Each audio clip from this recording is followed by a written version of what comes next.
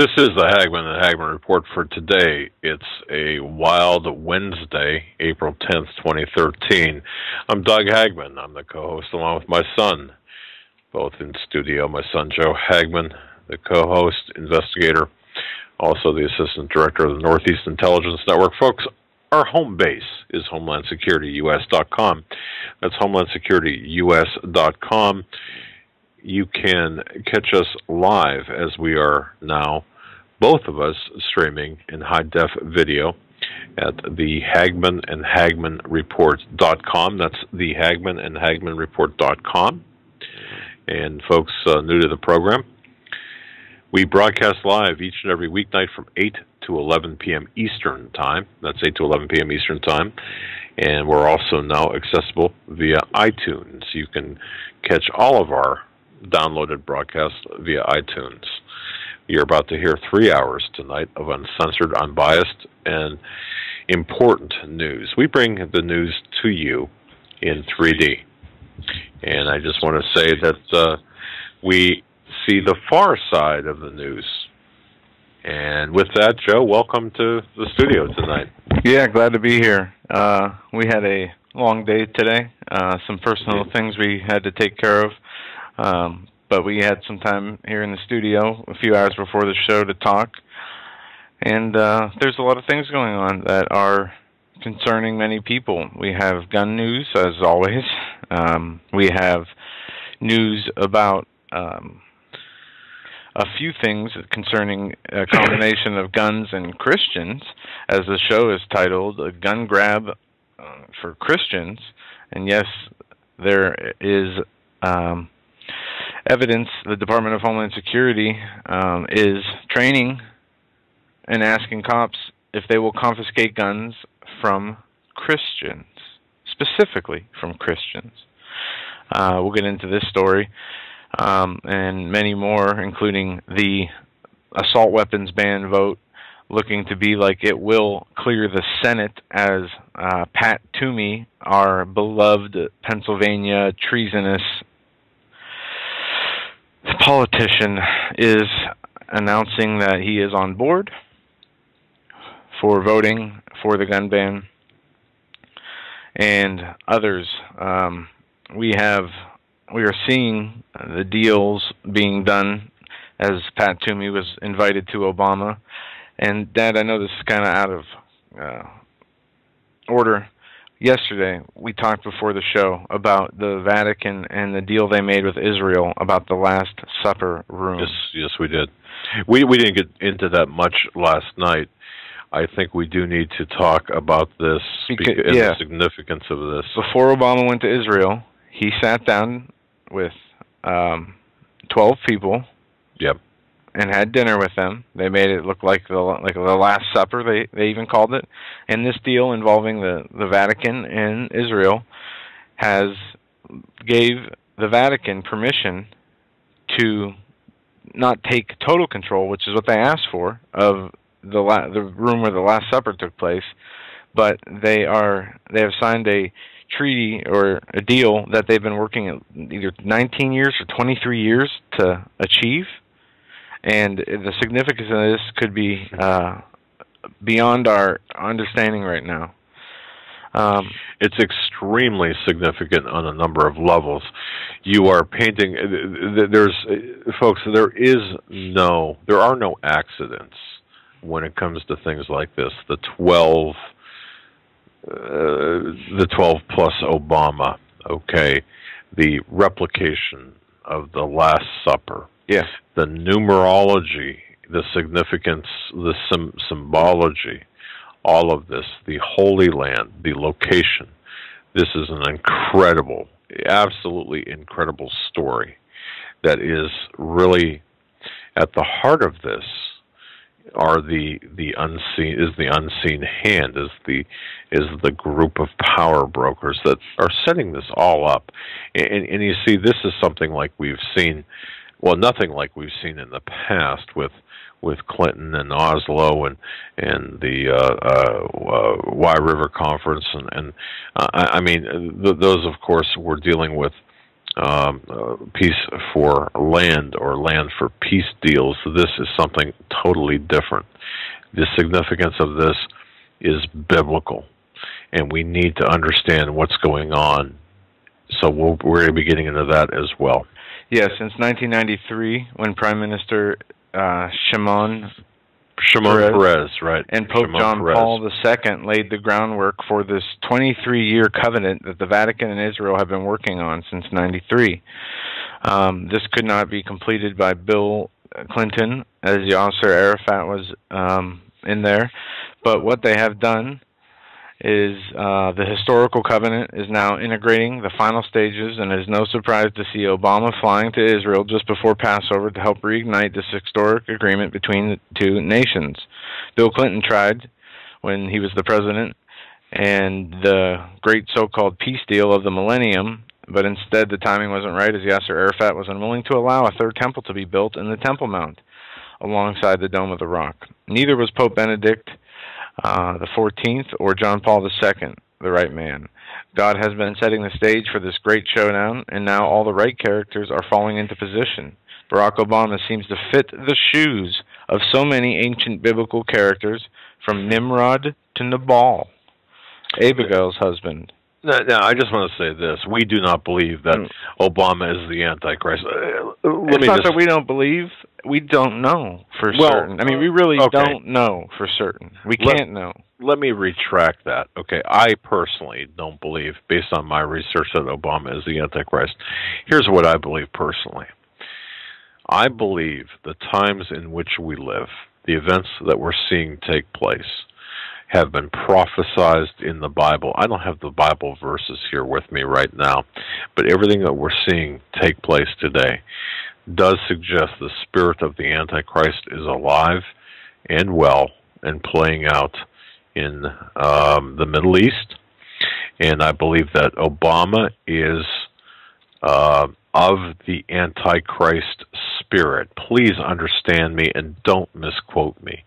It's not, I personally, again, this is my personal view as a professional investigator, looking at the totality of evidence, and only the evidence that's really accessible to me, based on, and other evidence that's been evaluated by other people that are a lot more intelligent about this kind of thing than me. Right.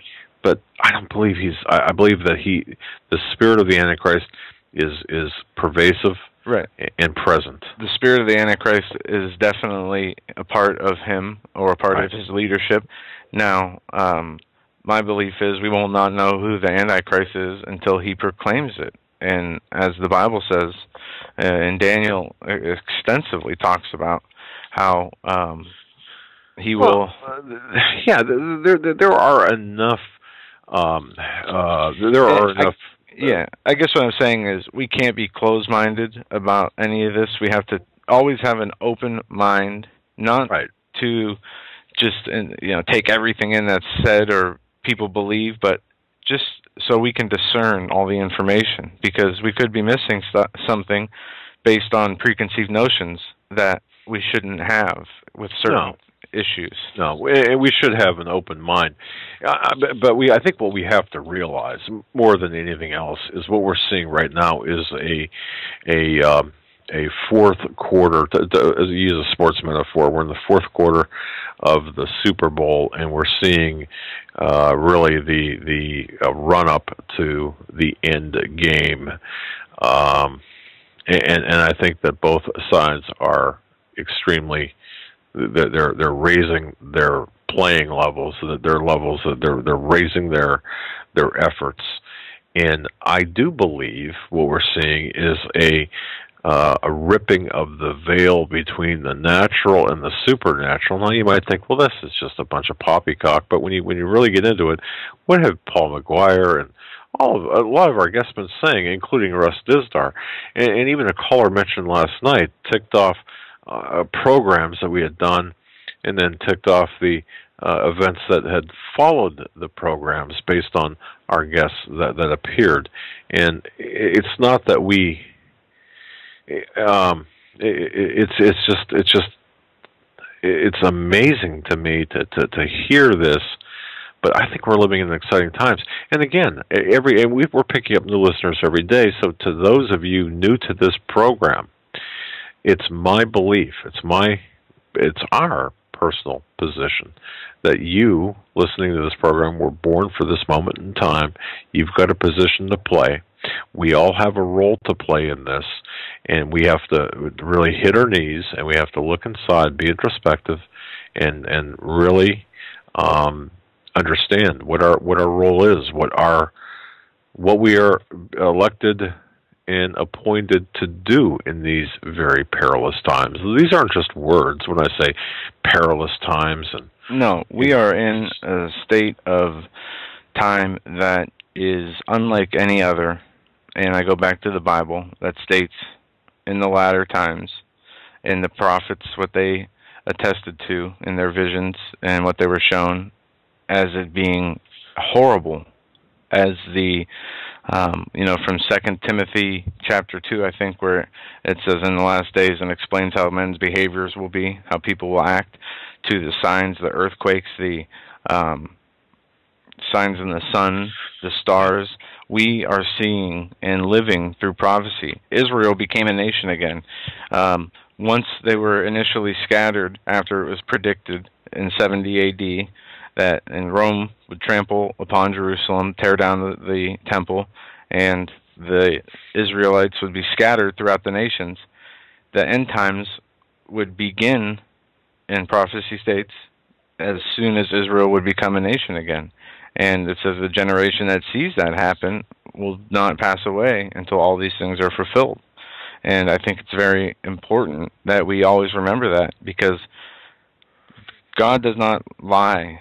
The prophets were speaking what they were shown by the Lord. These are the Lord's words through men, and it's undisputed, except from maybe non-believers or atheists. And I want to get into a little bit about on atheism today. I had a thought last night. No, I was thinking about atheism and how it's turned into a religion and more of a Christian bashing. But it's not a religion. It's atheism. Atheism is a religion. I mean, I wanted to go through the definition. Atheism, in my opinion, I wrote, is the belief that there is no God or gods that exist. There is no creator. And the Oxford Dictionary defines atheism as disbelief or lack of belief in the existence of God or gods. Now, that does not warrant itself to be a religion. If you don't believe in God, why do you constantly attack the belief system, the Bible, and the people who do? Why not focus? I mean, we see atheists with TV shows, with radio shows, doing different things. Why is it always to come against religion instead of focusing on how they can better themselves as people and better the nation? Because there are atheists out there that are good people that want to help the communities, that aren't just, thugs and not just like Muslims. We can't define or put a whole group of people into stereotype them into one category like the Department of Homeland Security does with patriots and constitutionalists. But there are a lot of atheists who take a stance and go public and attack God and His Word on a daily basis. That is a religion, and they've turned it into a religion.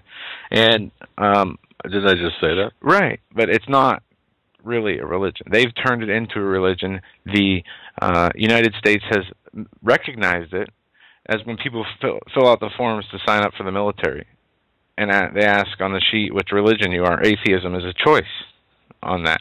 So society has accepted or put into acceptance the fact that atheism is a religion.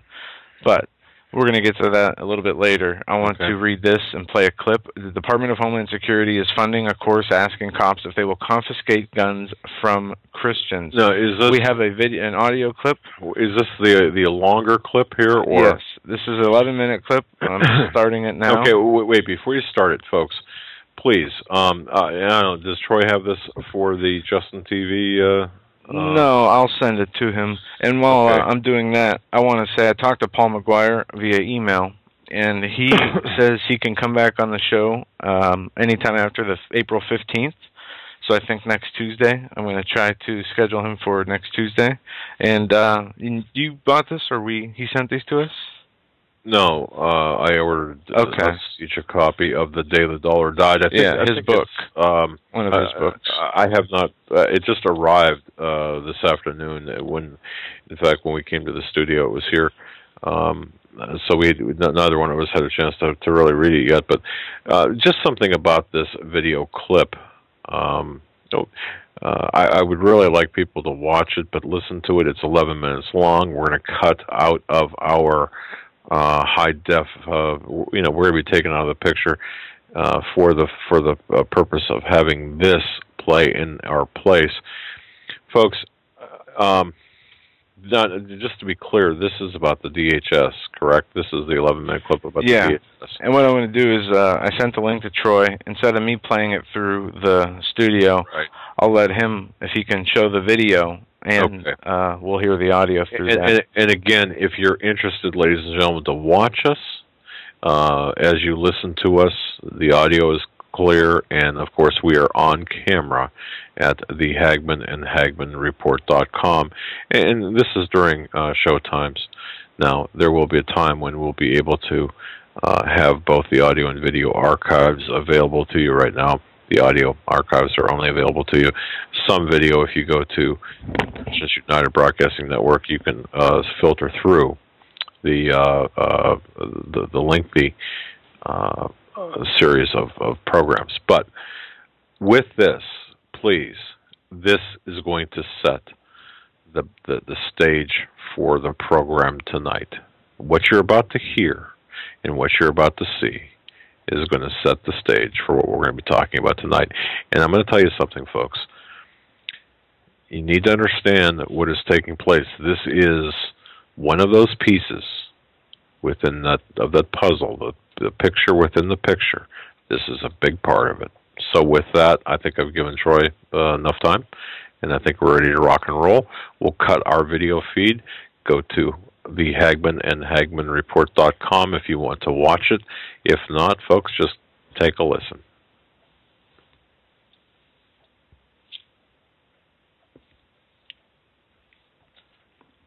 And while he gets this queued up, there's a little bit of music in the beginning, but this is a video. And I do want to thank, by the way, Troy of Christians United Broadcasting Network, a very hard-working individual. He really is putting together quite a massive. The man is incredible, and we owe him a lot for all of the work he does. Yes, very hard-working guy, and I can't thank him enough for everything. All right, here we go.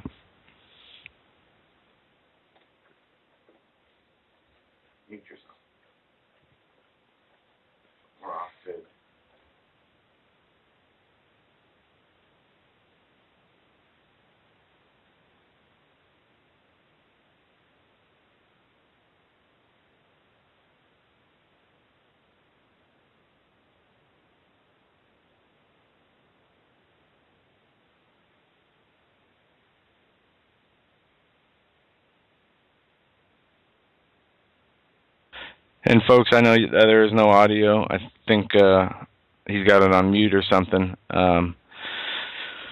So, and see if we can get this going. Troy, if you can hear me, back it up maybe to the beginning after the first opening of the music and restart with audio, if that is possible. I don't know what the problem was with... what I'm going to do is we're going to talk until we hear the... Okay. Yeah, he's, I see it restarting. The tactical supervisor for once again, folks, for Homeland Security please pay very close attention to this. Well, we have our big vehicle out here, is our armored vehicle. This is the base, the foundation.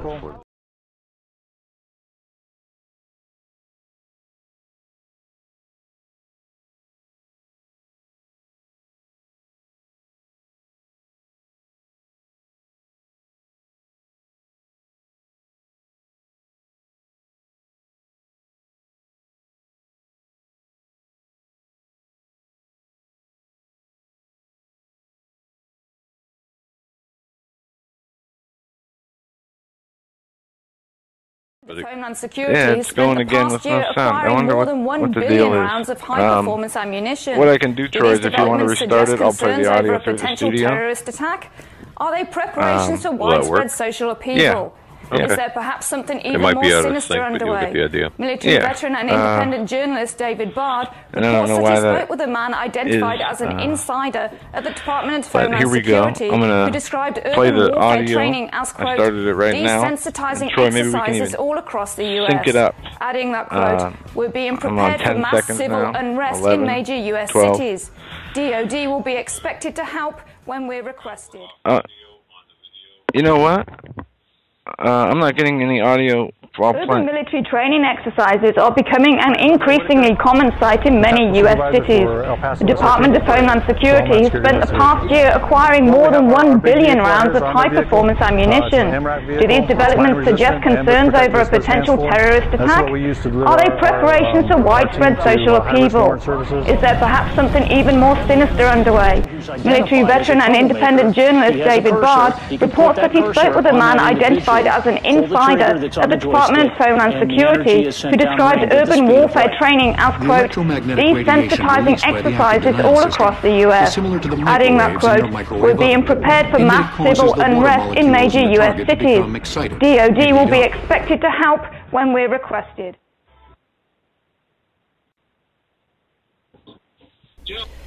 There's a shocking claim that Obama only wants military leaders who will fire. The supervisor for El Paso SRT, for Homeland Security Investigation. Well, we have our big vehicle out here. It's armored. Post yesterday, Dr. Jim Garrow, that he had been informed by a senior just shut it off. If you want to that Obama has go ahead and play it, restart it. And that litmus test is: will you fire on U.S. citizens or not? I see it playing. I have many buddies hear in it. the reserves, navies, Marines. Many of them have told me if the you same want, thing. Matter of what fact, we can do quite is a few just of them have told me it was one of the very first questions they were even asked, if they would fire on U.S. citizens if they had to, which is disturbing in its own right.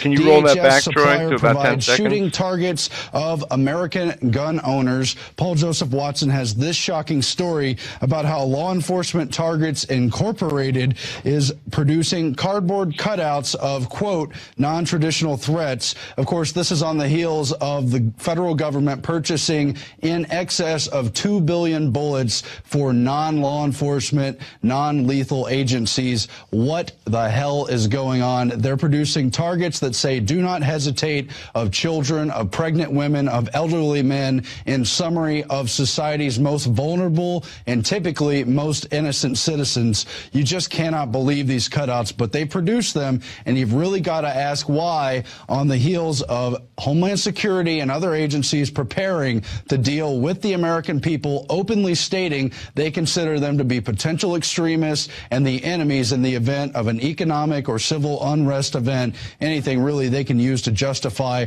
a total literal occupation of America through Homeland Security and related agencies. Now let's roll some of those incredible cardboard cutouts again that they say are going to be used by law enforcement who need to get over their hesitation factor for enemies they may encounter, quote, for the first time. And the obvious question is, why is there such a demand for these items, which again show nothing other than old ladies? There's a child with a gun, maybe 6 or 7 years old. There's a pregnant woman photographed in a nursery who's the target. Now, why is the officer there with the drawn gun in the nursery in the first place? Does he have a warrant? Has there been due process? Why does he consider this pregnant woman to be the enemy? Why are they planning to take down vulnerable and ordinary Americans? This is really bizarre, and it really should strike a nerve.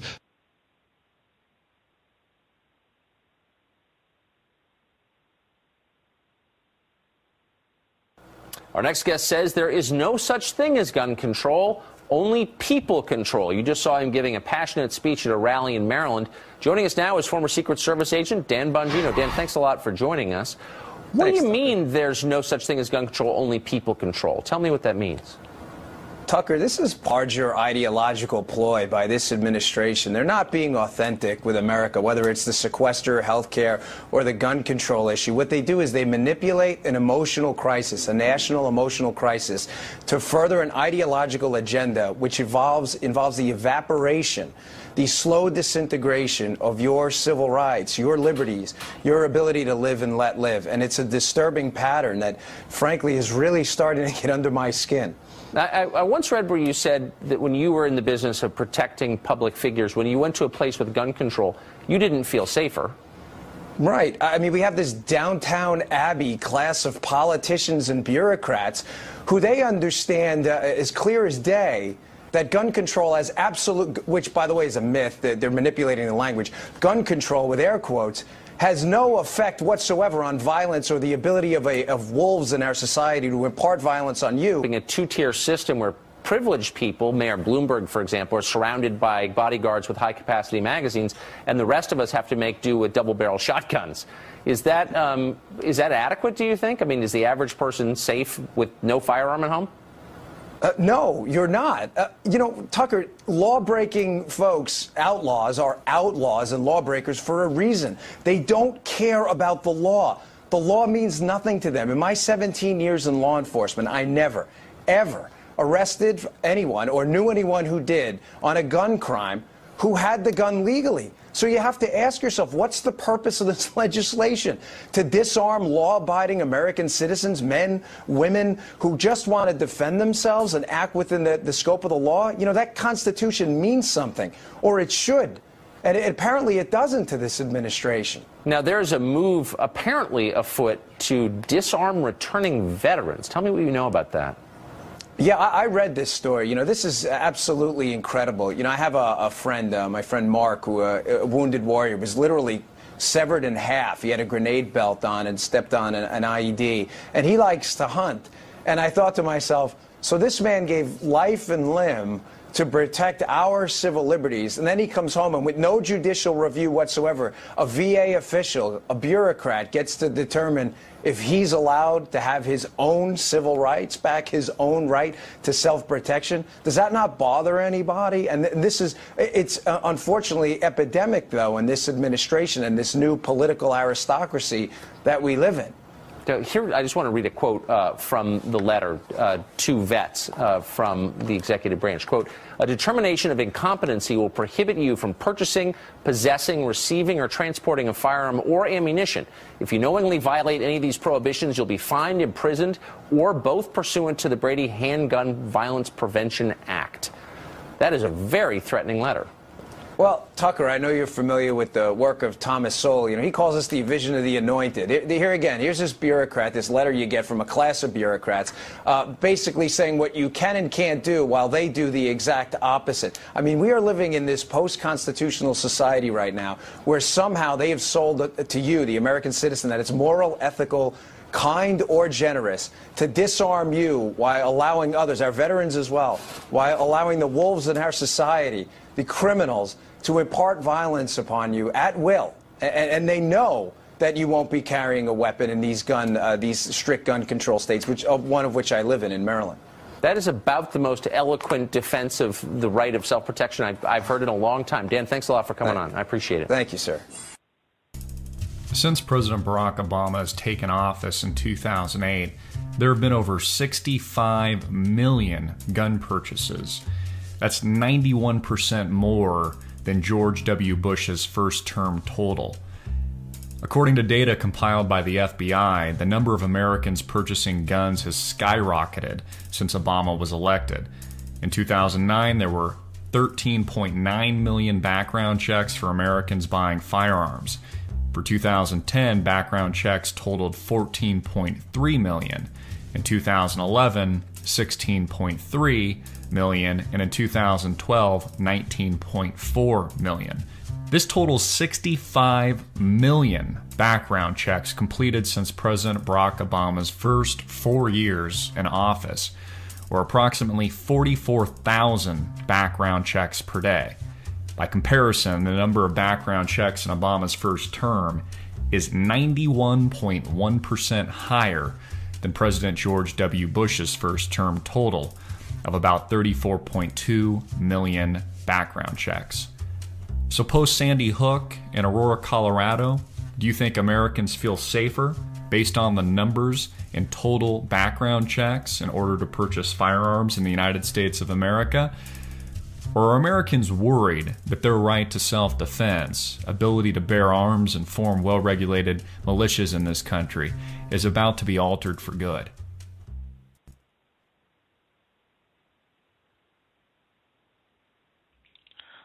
All right, ladies and gentlemen, I think that was the video in its entirety, except the beginning, which we're going to replay just the audio.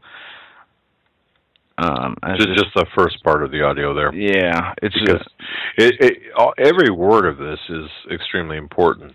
Yeah, and this video is made by Hacker95242 on YouTube, and I put the link in the chat room. And what I'm going to do here is I'm going to bring up. It's still playing the video, but there was no audio there. I'm going to play the first part of this audio. Right. Here we go. I want you guys to hear it. It's very important.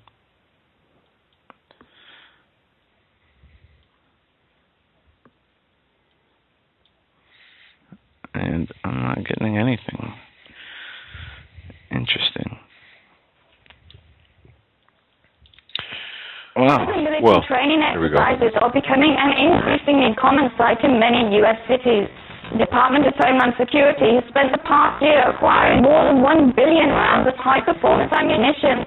Do these developments suggest concerns over a potential terrorist attack? Are they preparations for widespread social upheaval? Is there perhaps something even more sinister underway?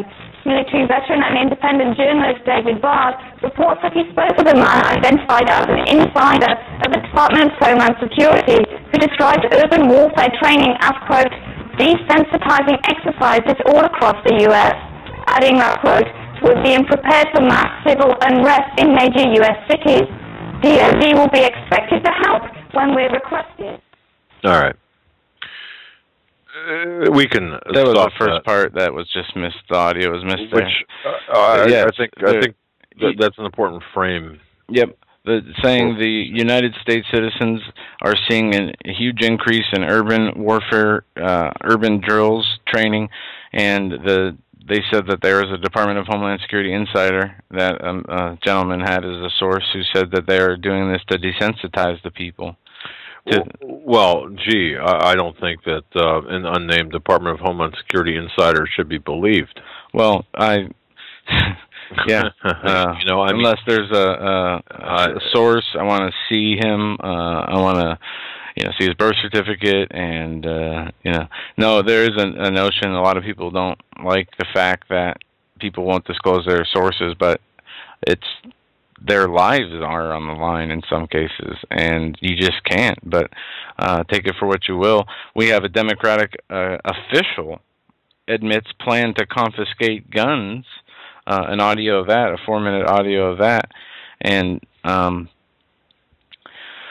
we can play that. Also, we have before we play that, Mike Lee saying universal background checks will lead to a national gun registry. And we need to understand that. But before we play that, and I think that this is important, we have to look at this.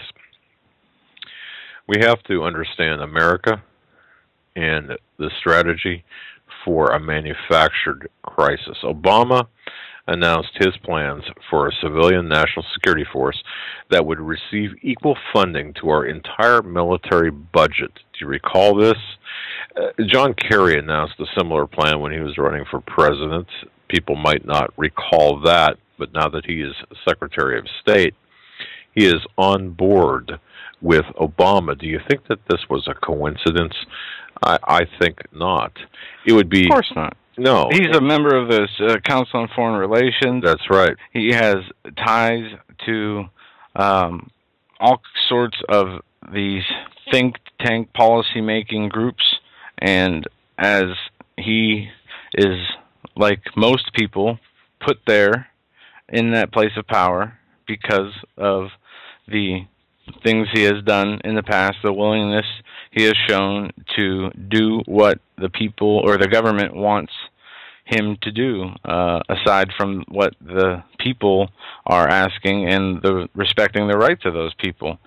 Well, I just want people to think about this civilian national security force in the context of what you just heard, because we cannot separate the two. We cannot separate. We can't minimize the comments about the civilian national security force and what we're seeing transpiring with the disarmament of American citizens, and this is exactly what's happening. What would the purpose, though, for a massive civilian national security force? And just let me go through this for a minute, and I'll turn it back over to you. But in an article that appeared in WorldNet Daily, November 13th, 2008. Now, this is after Obama was elected, days after he was elected. Ex-Hitler youth's warning to America: every day brings this nation closer to a Nazi-style totalitarian abyss. Hagmann von Kampe, a former member of the Hitler Youth movement, opined that he saw a very dangerous parallel that was beginning to coalesce between what is now happening in America and has had 5 years 4.5 anyway, to coalesce. The parallels between America and Nazi Germany. Now, he wrote a book. It was called "Defeating the Totalitarian Lie," a former Hitler Youth warns America. He said that a new Hitler Youth and totalitarianism, either from the left or from the right, at which point today, folks, we have a one-party system, is in danger of taking over this country. We have one political party, basically, and it is run through the executive branch, and basically we are living in a new world order. We are living in a North American Union.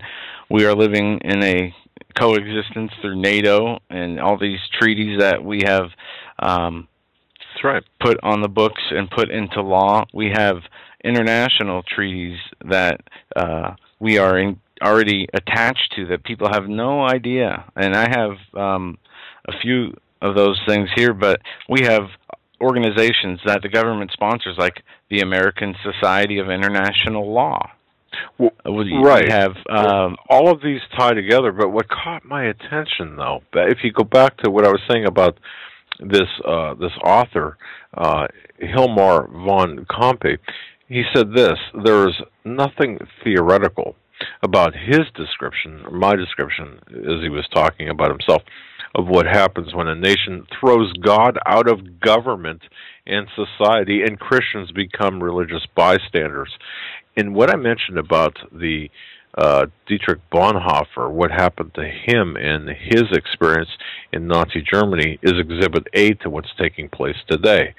Now, we've talked, Joe and I have both talked to numerous numerous people, including callers who have escaped from communist nations, and every one of them are aware of the similarities of what is now taking place in America and what's happened in their own countries, which became ultimately communist. But in having escaped communism, they see it taking place here, and they're very concerned about what is now happening in America. I want to say this: the Pentagon announced plans to have 20,000 troops inside the United States by 2011. They made this announcement in 2008. 20,000 troops inside the U.S. trained to help state and local officials respond to, quote, a nuclear terrorist attack or other domestic catastrophe. This is the America and the strategy of the manufactured crisis, which we are about to see. Now, look, these are extreme times. And, but go on. Finish what you were saying. Well, because I heard on the radio on the way here, on Bloomberg radio, a commercial by FEMA. It was ready.gov. And it's a commercial I never heard before. It says, are you prepared for an emergency at a moment's notice? Are you prepared to have a natural disaster or some type of catastrophe that will affect your family and change your life forever? find more facts at ready.gov. I've never heard them run just random, be ready for a natural disaster. There might be one coming commercials. Right.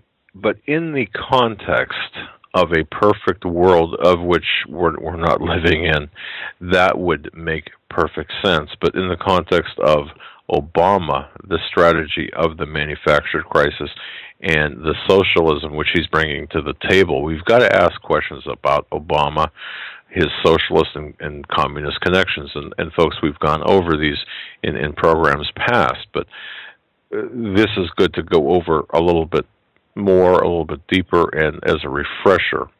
The policies of Bush are responsible to bring, they're responsible for what we have today in the Republican Party. They began the classic socialism. Well, in the Department of Homeland Security, the Homeland Security Act, that is took away so many rights. And on the religious aspect here, through the UN, we know, we're going to go back to Lucius Trust here. I'm just going to run through a couple points. David Spangler, I'm not sure how many new listeners we've had since we've talked about this, but David Spangler worked at the United Nations. Now we're taking this, just so people can follow this, we're taking this now from the Obama level to the international level. Correct.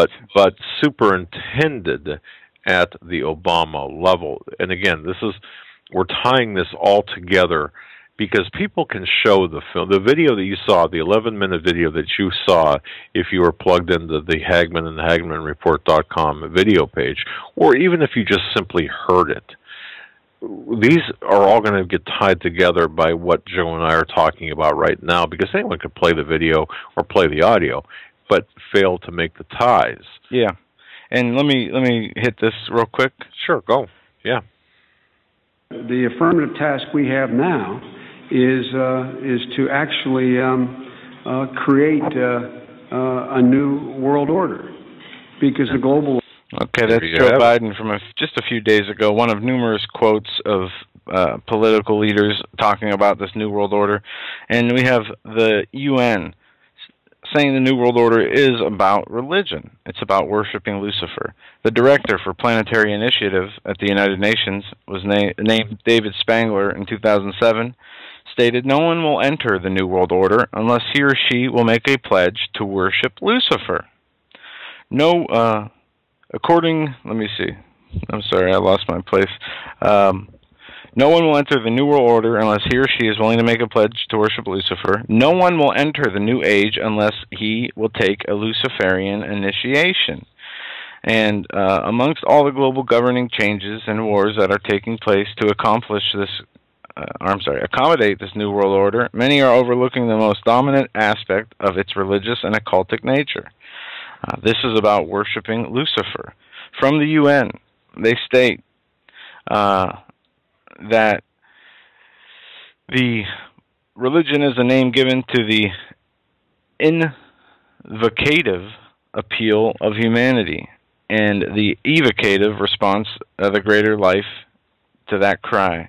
The truly religious spirit is more fundamentally alive today than at previous times. Everywhere people are ready for light and expectant of a new revelation. One or only great and fundamental principles of living can really meet mankind's needs. Religion in the new age must be based on truth which are universally accepted, and these are the fact that of God, both transcendent and immanent, man's relationship to God, we're all sons of one Father, the fact of immortality, of eternal persistence arising from man's essential divinity, the continuity of revelation and the divine approaches God never left himself without witness, the fact our relationship with each other or of human brotherhood, the fact of the path to God trodden down the ages by mystics, occultics, and saints of every religious faith. What's being said here is, or what we're seeing here, is the interweaving of the occult aspect of the Luciferian believers, this Illuminati, this power behind the power, into the visible, tangible part of the United Nations. Yeah, and we have, they say humanity awaits the reappearance of the world teacher, head of the spiritual hierarchy, known as the Christ in the West and the Lord Maitreya in the East, recognized by many names: Messiah, Imam, Mahdi, Zarathustra, in different world religions. The concept of a world religion and the fusion of faiths is now a field of discussion. Again, this from the UN. In the future world, all men of spiritual inclination and intention will keep the same holy days, pooling their spiritual resources in a united and simultaneous spiritual invocation. This new world religion. Some of the questions that are being asked by spiritual people, both within and outside churches and all faiths, can be expressed as follows. Why has the church, or why has religion proved inadequate to the need of humanity? Why have so many leaders of the religious world proved themselves incompetent to aid in the solution of the world problems? And stop right there. And this is going towards trying to break down and divide real people who are on fire for Jesus and the regular church who's lukewarm, or the people in the church who are lukewarm. And a lot of churches themselves are lukewarm. They go on to cite why, there's starvation all over the world. People are there's a lack of interest for the traditional church. Why do so many new cults arise and attack people, or attract people away from the orthodox organizations? It's by design. It's by design. It is intended to do so. They have a presentation. This is the most important one, is that the presentation of divine truth, as given by the churches in the West and the churches teachers in the East, has not kept pace with the unfolding intellect of the human spirit. Now, they bring up the unfolding intellect of the human spirit, the wisdom of men, okay? What does the Lord tell us about wisdom of men? That he would make it foolish. And he's not talking about wisdom of how much you know. It's about, if you are like the atheism, you believe that there is no God. There is no existence of a creator. Right. A lot of atheists believe they are intellectually superior to those in bondage of religion. I would say, based on the comments I've seen in message boards and the emails I've received, all of them believe they are intellectually superior, and they mock, laugh, ridicule, and vilify anyone who believes that there is a divine creator. And this, what we're seeing as part of the Obama cyber warriors, is a direct attack on Christians, on followers of Jesus Christ. This is what my contact told me, and we are seeing this play out in a blow-by-blow way today. Folks, this is not a game. This is not some sort of fantasy that I or Joe or we dreamt up in some, in some no, this is a UN document. Yes. This is a UN plan for the one world religion, where they say today people are ready for the light. They are expectant of a new revelation, a new dispensation, and humanity has advanced so far on the way of evolution that these demands and expectations are not couched in terms of material betterment, only in terms of spiritual vision, true values, and human relations.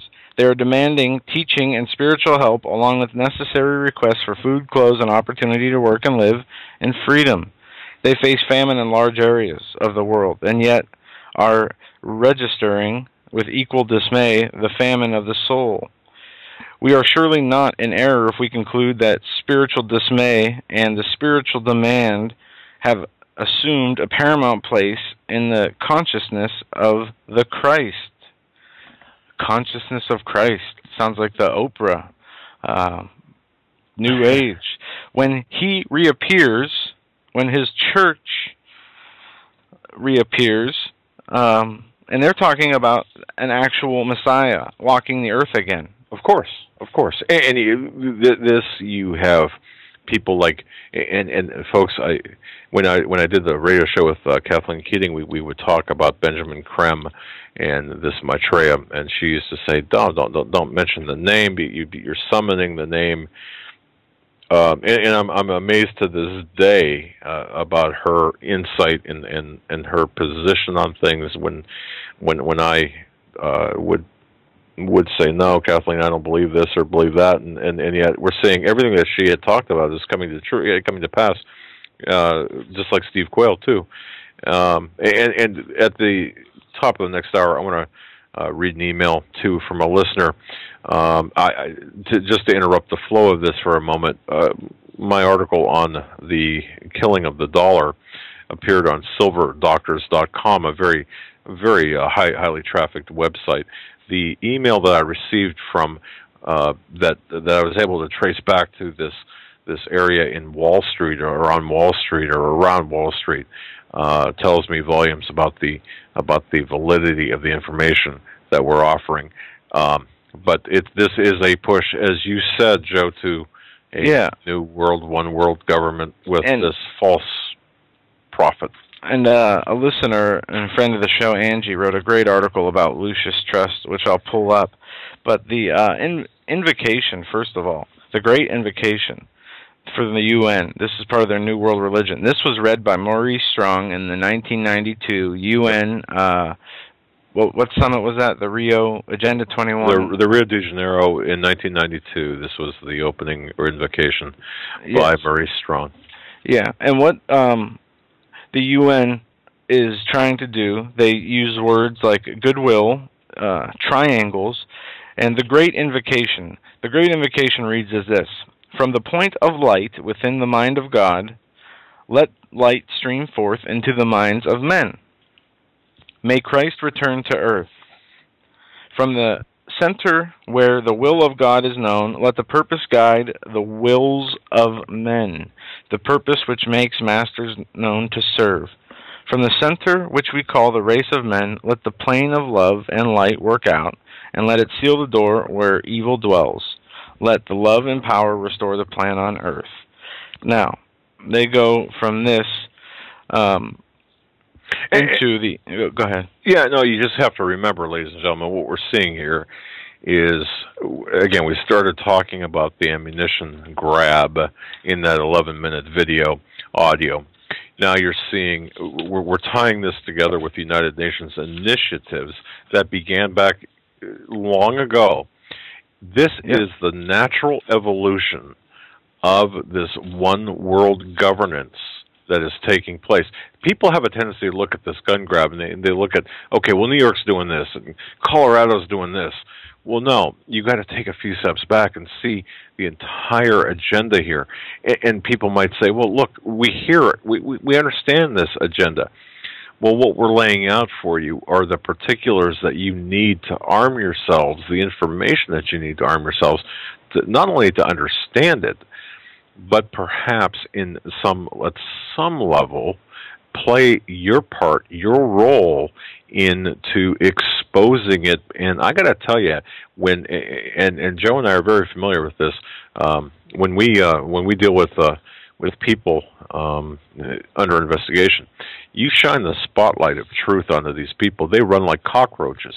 And pardon that if that offends anyone. I'm sorry, but what happens is, the light of day, the sunlight being the best disinfectant, when you start talking with people and you get engaged in a conversation about what's taking place, the more information that you have, the smallest detail could trip the trigger in the mind of the person that you're talking to and could win them over and say, oh, okay, I get it now. Because that's what happens sometimes to both Joe and I. We'll listen to something and it's like, oh, man, they're all over the map, or this is all over the map, and then something will trip that specific trigger and say, okay, now we get it. But so, gun grab, this gun confiscation, the United Nations, this has been started back in the 90s. And the financial crisis is tied to this. all of this is orchestrated? Yeah, and let me read a few things here. It's taking us out to the end of the first hour from the UN. It goes on to say that the spirit of man is undying. It forever endures, progressing from point to point, stage to stage, upon the path of evolution, unfolding steadily and sequentially the divine attributes and aspects. This truth involves necessarily the recognition of two natural laws, the law of rebirth and the law of cause and effect. The churches in the West have refused officially to recognize the law of rebirth and have thereby wandered into a theological impasse and into a cul-de-sac from which there is no possible exit. Now, it goes on to say, be a true... okay, this is... all right, right here. Christianity has emphasized immorality, but has made eternal happiness dependent upon the acceptance of a theological dogma.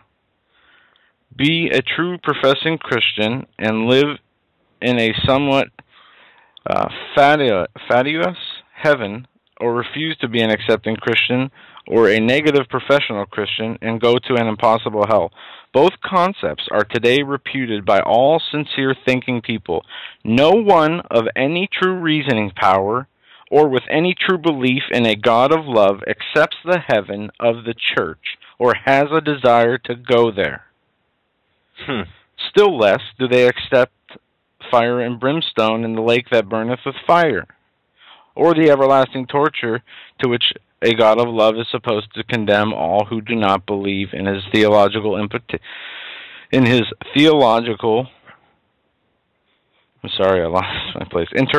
of the Middle Ages. The essential truth lies elsewhere. Whatsoever a man soweth shall a man reap is a truth which needs re-emphasizing. But they go on to say, there will be a Messiah that comes onto the world stage as a human, and it will be Christ, or as some people know him as the Maitreya, or the Imam Mahdi. He will be present on earth to bring in and solidify this one world religion. The path to God and to heaven is all one road. If you believe in God per se, whether that God is a Muslim God or a Buddhist God, or it doesn't matter. It's all the same God. But see, they make sure they exclude. They say Christ, but they don't mean Jesus Christ. They say Messiah, but they don't mean our Messiah. No, and that's very true.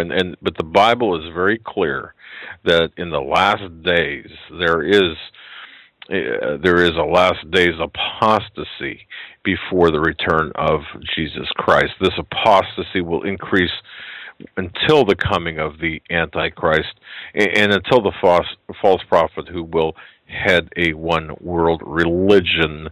The apostasy in one-world religion, it's already begun. It began in earnest after at the beginning of the 20th century. And what we're seeing here, look, very disturbing statements have been made by the leadership of the National Association of Evangelicals, which might surprise some people.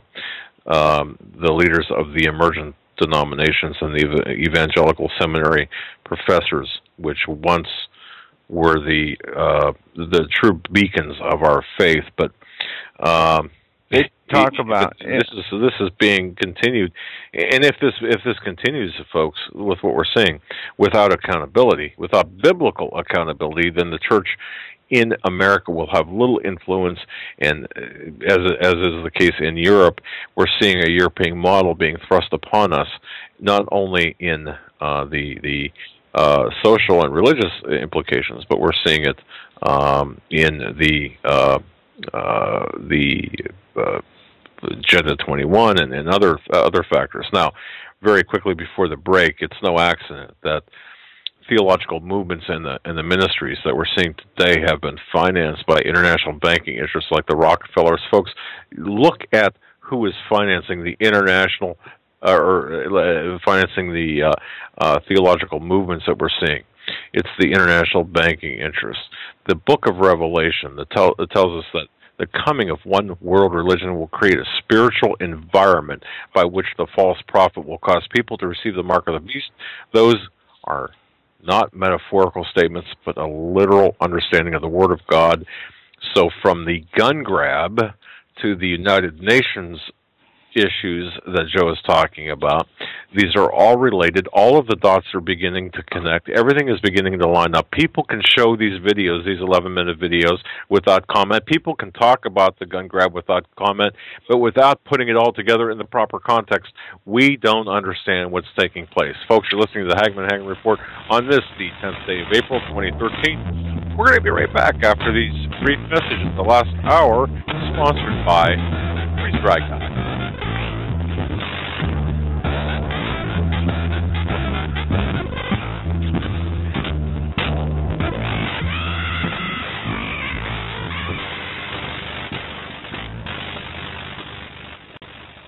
Hi folks, Doug Hagmann here. You might know me as the co-host of the Hagmann and Hagmann Report, or as a frequent guest on Coast to Coast AM with George Norrie. If you're like me, you're tired and confused over today's headlines. You just don't know where to turn for accurate, concise information about really what's going on, what's truly going on in today's society. If you don't know where to turn for accurate, well-researched, and properly vetted news, I've got a suggestion. In fact, it's a requirement. Bookmark Canada Free Press. That's CanadaFreePress.com on the Internet. It's just not for Canada. It's for news across the world. Judy McLeod, founding editor, has put together a vast array of talented writers like Kelly O'Connell, Daniel Greenfield, Dr. Ilana Johnson-Powell, a lot of guest columnists, very talented writers. Folks, that's Canada Free Press at CanadaFreePress.com. Now mobile friendly. Follow on Facebook, because without America, there is no free world.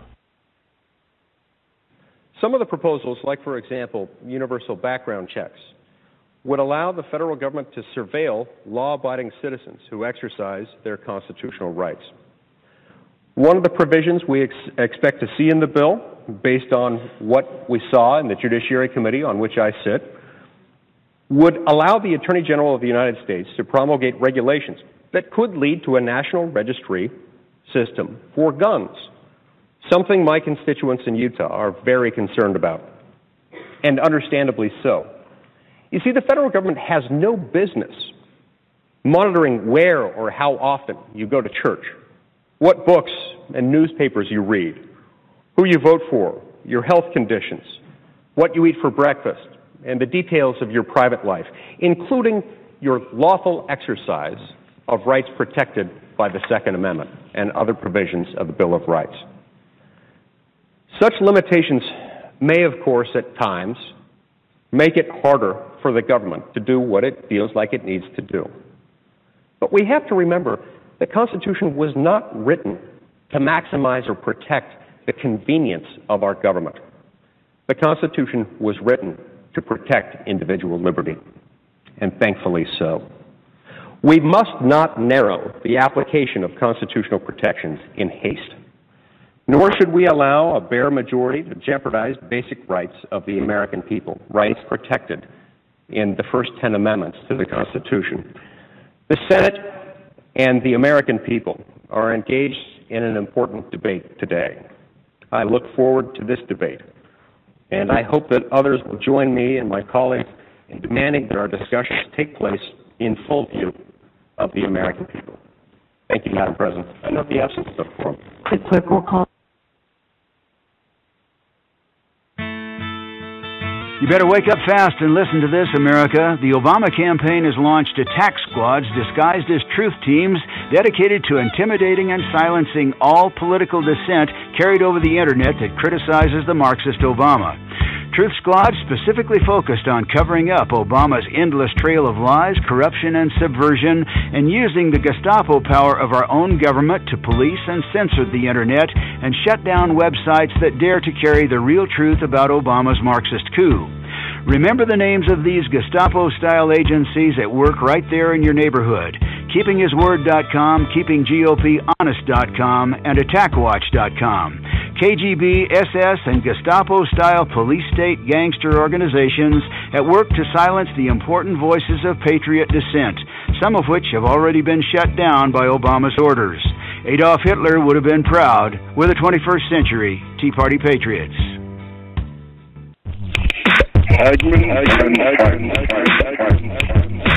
You want answers? I think I'm entitled. You want answers? I want the truth. You can't handle the truth.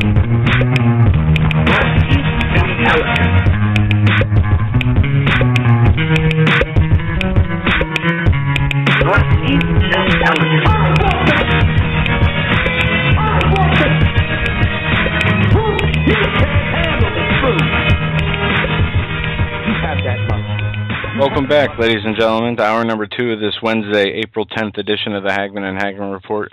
Joe Hagmann here, along with my father and co-host Doug Hagmann. Picking up where we left off in the first hour, Department of Homeland Security funded course is asking cops if they will confiscate guns from Christians. Colorado troopers trained to consider Christians as dangerous terrorists.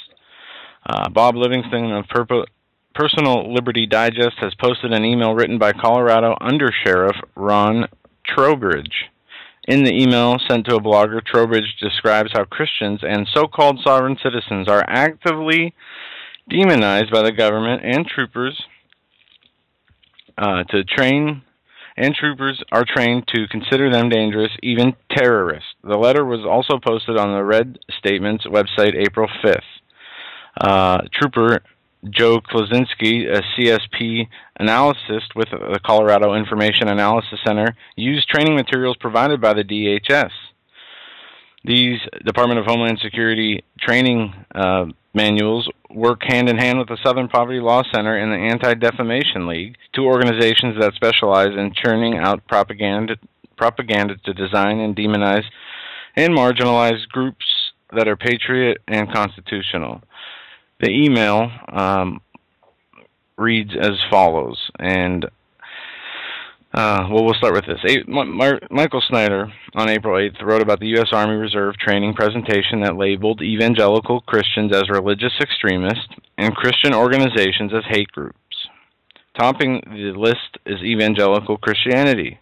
Fox News wrote about the presentation. Other organizations listed included Catholicism, Al-Qaeda, Hamas, the KKK, Sunni Muslims, and the Nation of Islam. According to Undersheriff Trowbridge's email, the DHS-funded Colorado Information Analysis training session not only told troopers Christians pose a threat to law enforcement, but also asked if they would confiscate firearms if ordered to do so. Joe, this trooper, taught a 2-hour section on sovereign citizens, spent most of his 2 hours focusing on how, in his view, and apparently the view of Homeland Security, people turn to the sovereign citizens movement. And he goes on to say among these groups were also those who believe America was founded on godly principles, Christians who take the Bible literally, and fundamentalists. Klosinski did not explain what he meant by fundamentalist, but from the context, it was clear he was referring again to those who took the Bible literally or too seriously. While Klosinski emphasized the sovereign citizens have a right to their beliefs, he was clearly teaching that the groups he listed should be watched by law enforcement and should be treated with caution because of their potential to assault law enforcement. I don't know if you folks know this or not, Joe. I don't know if you know this either. Bill O'Reilly is now writing a book about Jesus and the Bible, and it's going to be coming out where he's not believing in the literal interpretation, but the allegorical application of the Scripture. Oh, and is there any hints into the specifics of what he accepts and what he doesn't accept to be? It's a very piecemeal type of. Very selective. For example, and this is information I received that reportedly now, I don't have verification of this hearsay, but for example, do you honestly believe that Jonah spent 3 days in the belly of a whale? Do you honestly believe that Noah built this ark for, 100 years? Do you honestly believe that this or that happened? Challenging the very tenets of the Christian faith. You're exactly right. And Texas Republican, as you said, Noah, the story of Noah, cites biblical flood was an example of climate change. Well, in a 5-minute speech today, Republican Joe Barton of Texas pointed out a divergence of evidence on global warming, citing the biblical Great Flood as an example of climate change. So, okay, but see, go on. Said, I would point out to the people like me who support hydrocarbon development, don't deny that the climate is changing. I think you can have an honest difference in opinion of what's causing the change without automatically being either all in.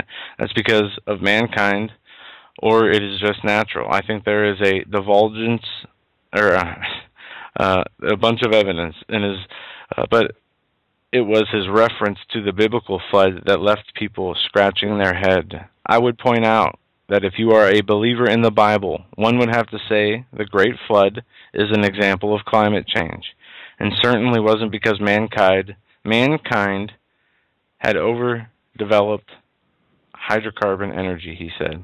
Right. The Bible teaches that God created the flood to destroy the world because of mankind's evilness. Barton, who has been fairly outspoken on this issue of climate change, said mankind has been adapting to climate change since the beginning of existence. But here, just in another example, another representative, and you're talking about another talking head who wants to continue their First Amendment right to say what they're going to say, but it always seems to be on the wrong side. They're always picking and choosing what they believe to be true, what their will wants, the way they see it. Like we talked about the Christians who don't accept certain aspects of what Jesus taught.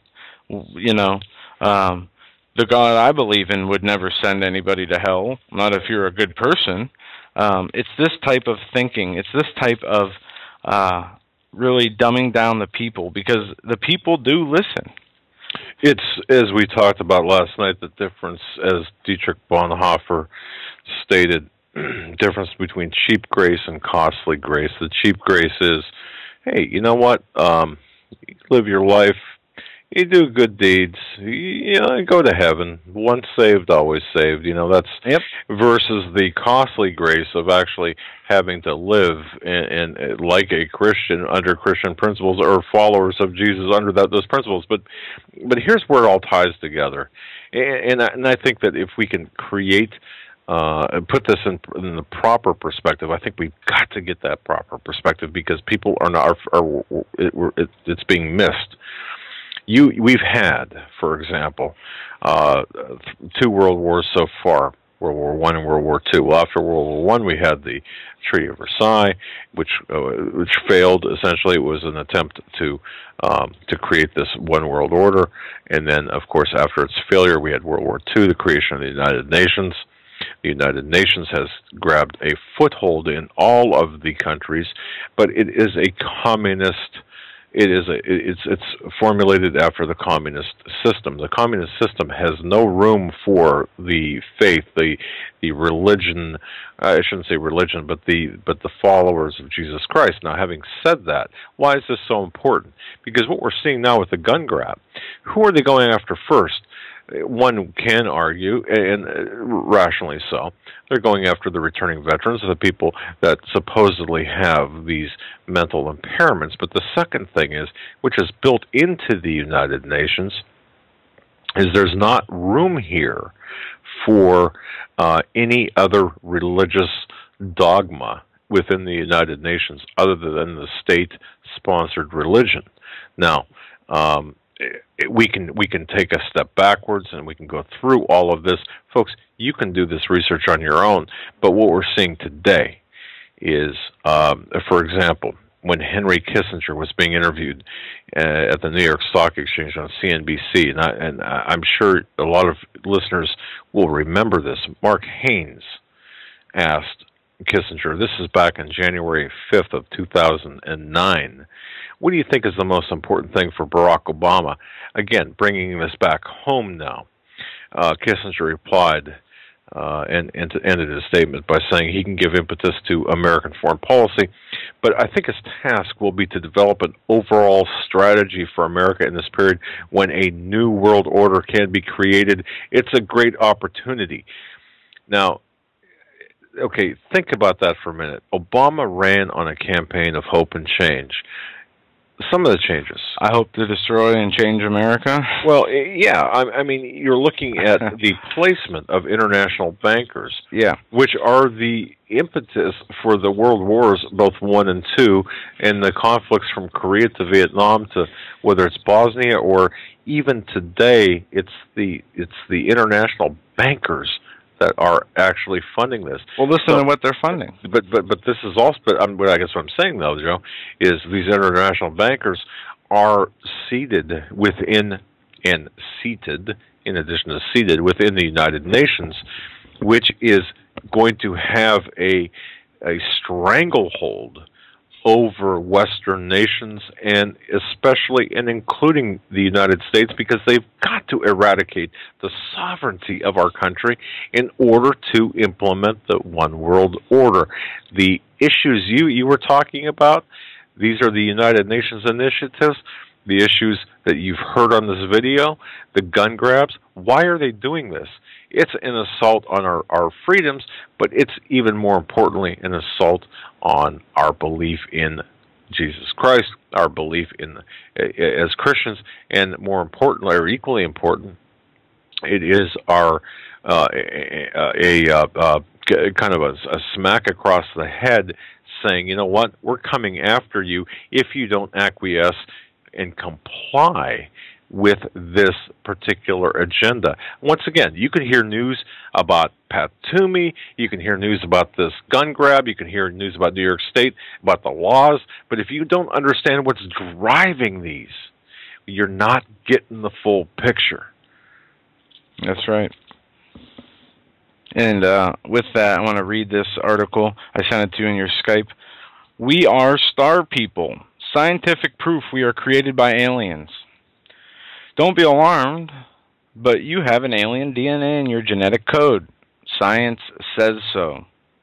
Scientists from Kazakhstan believe the human DNA was encoded with an extraterrestrial signal by an ancient alien civilization, Discovery.com reports. They call it biological SETI, S-E-T-I. And the researchers claim that the mathematical code in human DNA cannot be explained by evolution. So if it can't be explained by evolution, it obviously has to be aliens, because we better not mention that God is a creator. But this article, so the scientists from Kazakhstan are saying human DNA is embedded with a mathematical code that cannot be explained by evolution. Well, your next thought from that, instead of, well, maybe the Bible and the Lord of the Bible that has been around for a long time, and the teachings before it was actually the Bible have been around since time itself and people began to write. Instead of going to that conclusion or looking down that road as, or even writing it as a possibility that the Bible may be right. We were created by a creator, as they say in this article. It's impossible to be created through evolution by the mathematical code in our DNA. So instead of even offering the reader the thought that one might look at the Bible, or they go straight to this. You are star people encoded with alien DNA, and the reason you're here is for communication. And it says, exactly what kind of secret message are we carrying in our DNA? And if we are the creation of aliens, who created them?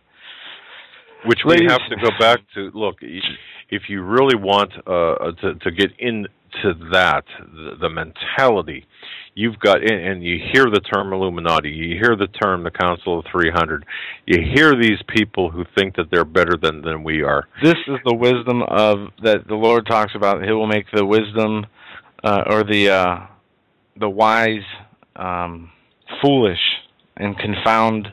Right, but let's put it again in the workable terms here. When you hear about these people, and you mentioned this alien DNA, this is a real thing that we're talking about.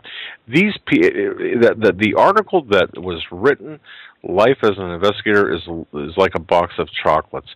If you really, and it's on HomelandSecurityUS.com. You folks, print it out. Read it and study it, because there's so much information in there that addresses this. You have to understand the people who are guiding this agenda believe they are a superior race to us. We are the useless eaters. They are the superior race. And they can prove it through the 13 Illuminati bloodlines. And we can bring this back to the 13. They can attempt people to prove it. Well, I understand that. Yeah. Look, this is what they believe. Well, it doesn't give. No one gives a whit about what we believe. They don't care what we believe. It's not about what we believe. It's about what they believe. Well, no. We have to understand their agenda. It their is about mindset. What we believe, because they set up everything to oppose that. I understand that. But look, here's what I'm saying. Belief is the driver of action. You've got a group, a handful of families, 13 families that are ruling the planet. Think about this. Control of all banks, media, government. They believe that they are superior to us. They believe that they're gods with a small g. Yes. And they've got this DNA thing to prove it. But in that article, Life is a Box of Chocolates, if you want to get down to the DNA level, here's the problem. They don't have an extra-stranded DNA. They've got a parasitic infection. And isn't it funny that the Bible does talk about the serpent, and there are various references to this, and of course, what happened, why was the flood, and all of this. This parasitic infection, it deals with they believe, in fact, that, or they want us to believe, I should say, that they are descendants of Jesus Christ. Of course, we know that's false, but this is what they believe. So it doesn't matter what they think that we believe. It matters what they believe. Belief is the driver of action, okay? And they're employing this. So the bottom line here is you've got these people with this warped sense of self-importance, this warped sense of royalty, the people that are rich beyond belief, that are not even on the Forbes list of the richest people in America, that they're so rich they're not even on there because by choice. These are the demonic entities, the Luciferians. When you hear the term Luciferians being bandied about all the time, well, who in the world are these Luciferians? Have you ever met one? Did you ever shake one? No, these are the people, the royalty, the elite, the global elite, these interbred species of people, and this is, man, this is what it's all about. If you don't understand, and let me just say this very provocative statement, if you don't understand that, then you don't understand the Bible. But think about that for a minute. If you don't understand that belief system, this alien DNA stuff, you're not going to get the full, I shouldn't say you're not going to understand the Bible, you're not going to get the full effect of the Bible, because you won't understand the many things from the Old Testament regarding the sons of gods, the fallen angels, the Nephilim, the giants, that aspect.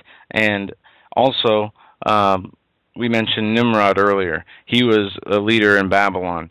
He was considered to have the Antichrist spirit. He was a tyrant, a vicious, evil tyrant, and the persecution of Christians, or believers in God. Let me look at what the Israelis have been through. They have been persecuted. They have had their land destroyed, their holy sites destroyed, more than once.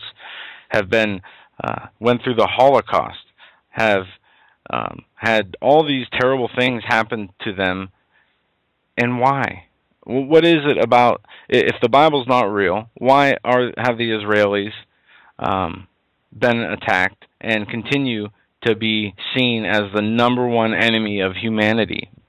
More people hate Israelis than ever before in the history of time. And if you ask one of them why, most of them, especially those who understand or try to understand the Zionist word, they'll use that as a claim that, the Jewish people are in control of all the banks. And we know that is not true. In Revelations 2:7 and Revelations 3:9, it talks about the people who are call themselves Jews but are not, as the synagogue of Satan. And it is very clear, 3:9, "Behold, I will make them the synagogue of Satan, which say they are Jews and are not, but do lie." Which is why we see the whole this meaning with this misconstrued aspect of Zionism, and the Zionists and the Jews are behind the media. The Jews are behind the banking system. What a bunch of baloney! It is a propaganda campaign against the Jewish people. That's like saying a Christian. It's like saying Hitler was Catholicism. Drove Hitler to do what he did. Exactly. Okay, it's baloney. But folks watching on the Hagmann and HagmannReport.com, I'm about to show you the manual. Scared there for a second. Go ahead. I'm about to show you the manual that is being used by the Illuminati, by the Luciferians. I've got their manual. It's right on my desk here. I'm going to lift it up, and I'm going to show you the manual that they're using. Okay? What do you got, the book of Satan over there?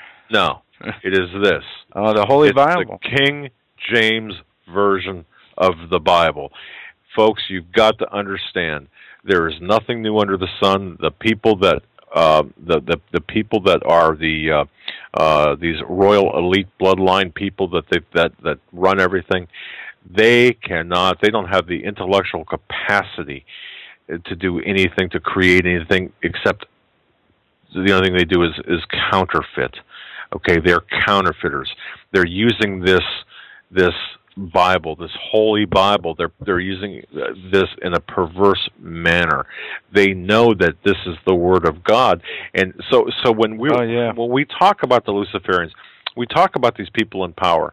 They are counterfeiting the Word of God via this book, via this holy book, the Holy Bible, and that's what's necessary. We people have to understand that this is deeper. So when you see the headlines, like I said earlier, you see the headlines of the gun grab. That's a means to an end. That's just a headline. That's just a simple statement that everyone knows, and all the zombified people walking around out there saying, "Well, okay, they're going to grab the guns. We've got to fight." Well, look, what are you really fighting against?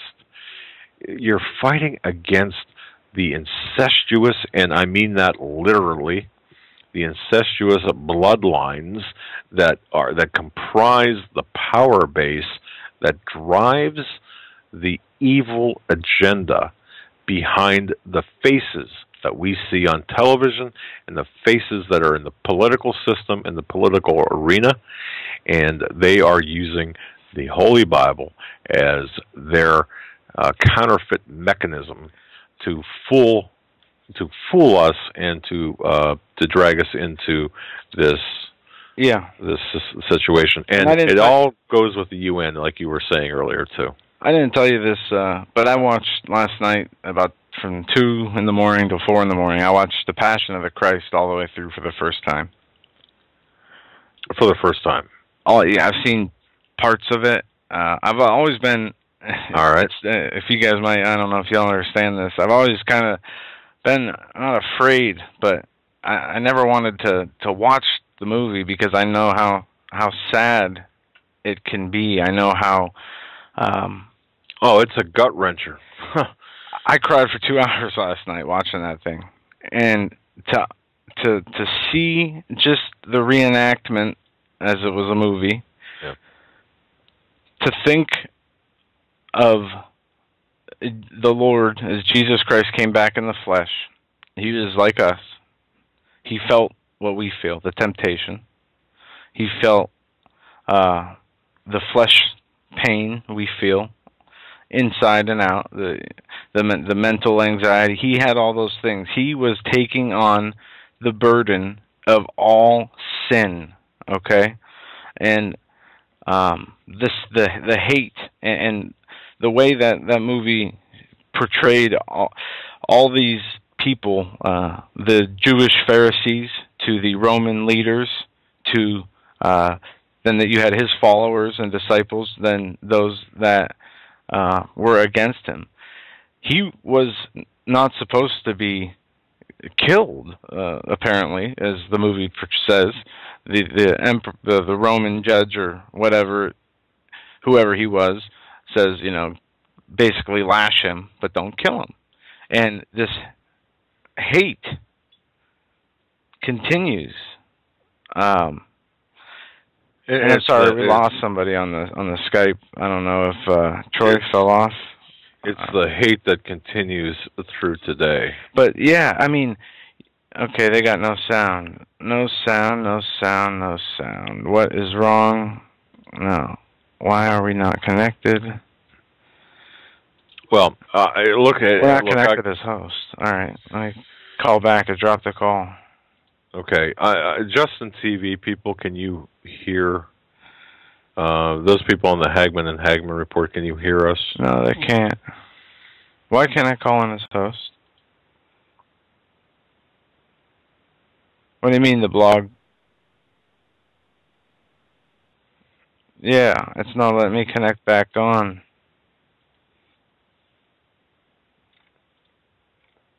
All right, are we back? Okay, well, I've been here. I'm hearing on the Hagmann and Hagmann report that we're okay. Okay. All right. We're not allowed to sign back in as host. What is going on? Or call back in as host. Okay. Well, Joe, while you take care of that, I'll continue because we do have people on the HagmannHagmannReport.com that are listening to us. But what we're seeing right now, and as I was going through this before, we are at this point in time. Since it appears you're calling back into a live show, we are reconnecting you now. All right, here we go. All right. We are seeing the formation of a one world government.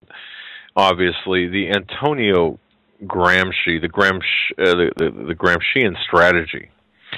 It's calling for the United Nations to force world governance, and people should really get to know about Antonio Gramsci, his position, in his background. Can I finish on the point of the Passion of the Christ? Yeah, are we back? Yes, we're back up. Then go ahead. I was just giving some things I was going to hit on later, but go ahead. Yeah. What I saw in that movie yesterday. I mean, we all read the Bible. We can understand through the words the persecution that took place of Jesus, how he was not only hated, defiled, defamed, brutalized, and suffered tremendously. When you watch that movie and you see, even though it's a reenactment, and it might not be 100% accurate as to what really happened, but it's very much right along that line, the same lines. I don't know how that cannot move your heart to a place where when you see that sacrifice that was made, he made for you, for me, for my Father, for every listener, believer and non-believer in the world, how that cannot move you to at least investigate the word of the Lord. Read the Bible. If the Lord made such a sacrifice and the reason the sacrifice was made was that any person who was born can go reign of everlasting life in heaven with the Lord. I just don't understand how people don't understand. Maybe, and it could be, like Scripture says, people that believe a lie or think that they are smarter than the creation of the Bible will be confounded with more confusion as they will be sent a strong delusion, and believe a lie. But still, I mean, if that doesn't move you closer to the Lord, I don't know what will. And for those of you, I'm sure I'm probably one of the last people of all our listeners to see that movie, but I gotta watch it again, and not because I want to sit there and cry for another 2 hours, but because you talk about being brought humble, to watch something to bring you down to understand what that sacrifice meant, but even more uplifting, that the Lord conquered death. And it says in the Bible that if they knew what they were doing, they would have never crucified the Lord, because that made his new covenant. The way the Lord used to communicate to the people was through audible talking, like I'm doing now. But this new covenant that was created through the cross and his death on the cross he is inside all of us now. And the world hated him. Just like we see Israel. People hated him for no reason. And he was a righteous man. He didn't do anything wrong. He didn't kill anybody. He didn't steal. He wasn't, saying anything contradictory to the Scriptures. He fulfilled the law, or he fulfilled the prophecies of the coming of the Messiah, and they couldn't recognize it in their time. Just like they couldn't recognize in their time the Egyptians or the Israelites that were led out of Egypt, as we talked about. Just like we might not be recognizing things in our own life today. We have to be very careful. This is why the Lord said, don't sleep when others, stay awake when others sleep. Stay vigilant, sober, and watch. Because we must be better. And it goes on to say in the Bible that the words of the Lord are more fulfilling than good food. And all these excellent analogies, that are uplifting, but it is, nobody wants to, I would never wish eternal damnation on my worst enemy. And I'm actually trying to learn to love my enemy and love the oppressors. Because one of the most powerful scenes of that movie was he was on the cross, and the thief that was being crucified next to him said, if you are truly who you say you are, then remove yourself from the cross. And the people mocked him and laughed, and Jesus said, Father, forgive them, for they know not what they do. After his body was ripped to shreds, and he was hanging on a cross, about to die, and the thief said, you crucify him and this man prays for you? I mean, that really moved me. Can you imagine yourself after being basically tortured and hanging on a tree, a cross, whatever, and being able to forgive and mean it in your heart the people that are doing that damage to you? It was just very powerful, and there is nobody. Everybody should see that movie. And if you haven't seen it and you want to see it, we can even create a show and just replay that movie if possible. Or I don't know how we do it. If people need the movie, We can find ways can rent the movie to watch it. It's on Netflix. Definitely watch the movie. It does. It just in a nutshell, it tells you with absolute certainty the suffering and the sacrifice made by Jesus. Now, after he was rose again, the power and strength, he was. It was just so inspirational, uplifting, sad, and moving.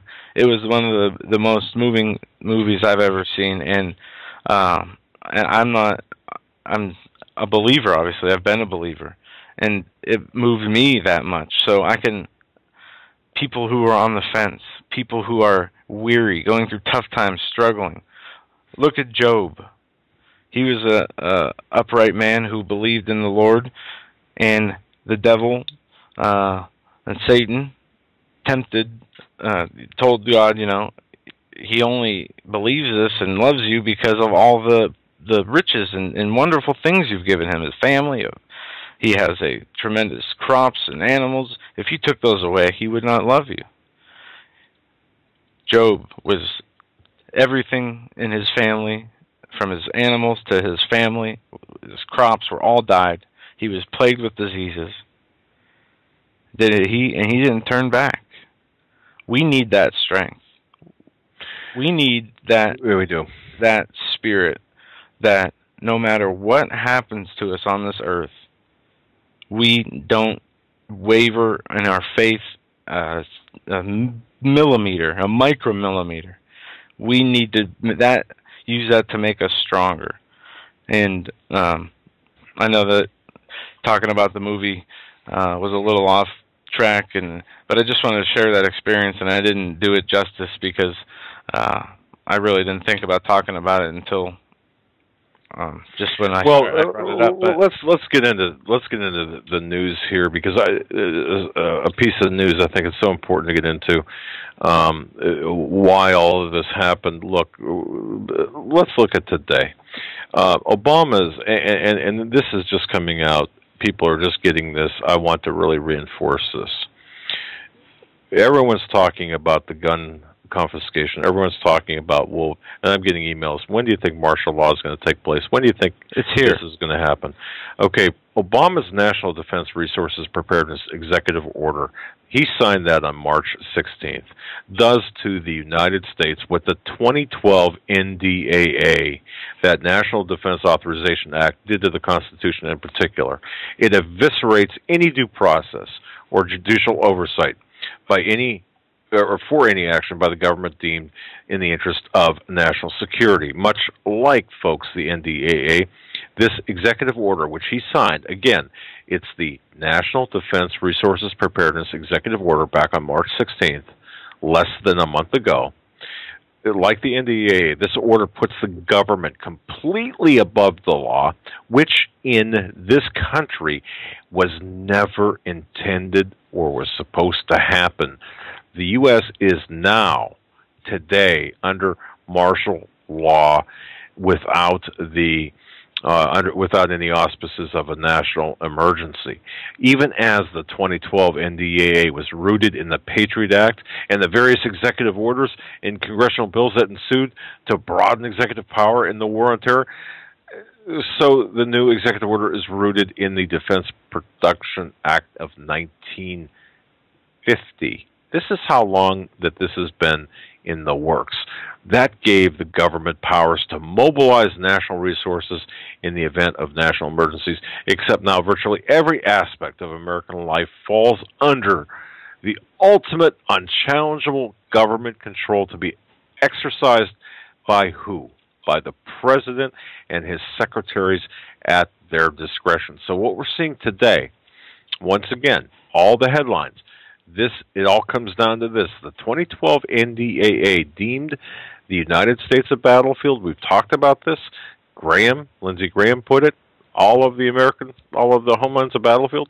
It gave the president and his agents the rights to seize any asset of any American citizen, detain them without charge indefinitely, to do so only on suspicion without any judicial oversight or due process.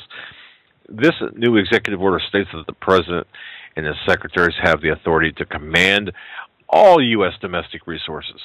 And I'm talking about food, water, energy, transportation, anything within the infrastructure inside the borders of the United States. The government can also forcibly draft U.S. citizens into the military. They can conscript people into the military and force us to fulfill labor requirements for the purposes of national defense. There's not even any congressional oversight allowed, just briefings. Now, in the NDAA, only the President has the authority to abrogate legitimate freedoms of the United States citizens. So what is really extraordinary in this new executive order is that this supreme power is designated through the President to the secretaries that run the government itself. Think about this. What's the trade-off? The Secretary of Defense now has power over all water resources. The Secretary of Commerce has power over all material services, facilities, and even construction materials. The Secretary of Transportation, any transportation, civilian transportation, bada bing, they got the power over that. Agriculture has the power over all food, all resources for food, all resources for food processing facilities, livestock, health plant health resources, and so on. The Secretary of Health and Human Services, well, obviously, overall health services. You see, the most recent NDAA, I'm not talking about the one that was signed that made the big one, but the new one. See, it gave the government the right to abrogate any due process against a U.S. citizen and gives the government, through the detailing of the secretaries of labor, the right to proactively, and think about this, folks, to proactively mobilize us for our labors. So if you're just walking around minding your own business, a government agent can theoretically, well, not even theoretically, legally, by executive fiat, tap you on the shoulder and say, you know what? Hey, buddy, the government needs you. They deem it necessary to coordinate with the Secretary of Defense to maintain or to use you. And by the way, this information, for example, all of these different departments are now coming together and they're sharing information. So part of this, the 11-minute clip at the first part of the program, the gun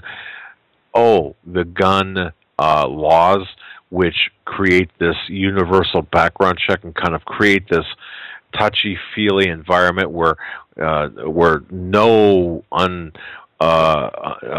unwashed person or nobody who doesn't qualify to own a gun. See, they're creating this database. Ladies and gentlemen, what we're witnessing here and what people are failing to put together is the centralization process. The very infrastructure that we saw in 1913 to create the Federal Reserve and 1917 for the Income Tax Service, we're seeing under the Affordable Health Care Act and the universal gun registration or gun background checks, which will ultimately give or result in a gun registry. This is in conjunction with and coordinated with the United Nations Arms Trade Treaty. And you might say, well, you're an idiot. Stop right there. You can say that. Go ahead. Say it with me. You're an idiot. Stop right there. Now, here is the issue. You see, it doesn't matter if we sign or if we ratify that treaty. The fact that we signed that treaty demands a segment, or demands that the United States behave in a manner which would be as if it was ratified. So all of this and what a lot of these programs out there are putting out great information. But what are we seeing here? Well, we're seeing the centralization. What Joe and I are trying to do is tie this together, and then show on top of all of these dots that are tied together, and on top of this, show this template of this biblical template that fits directly on top of this, as if it would be like a film of a sheet of saran wrap or whatever you call that, the clear plastic wrap. Because what we're seeing is this development of a system that's rooted in evil, but people are leaving out the evil, and people are leaving out the centralization parts. They're just reporting on the various things that are taking place.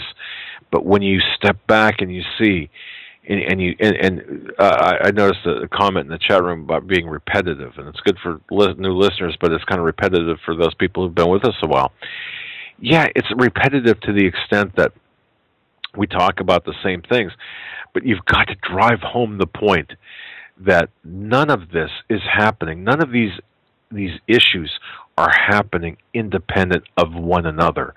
So the gun confiscation, the gun legislation is not happening independent of the various other aspects of the Healthcare Act, for example. And we see this because in New York, John, the host of Braveheart Radio, one of the hosts on Braveheart Radio, called yesterday and said, "Hey, just got a call from, just received notification that they're confiscating weapons in the state of New York. Can you verify this?"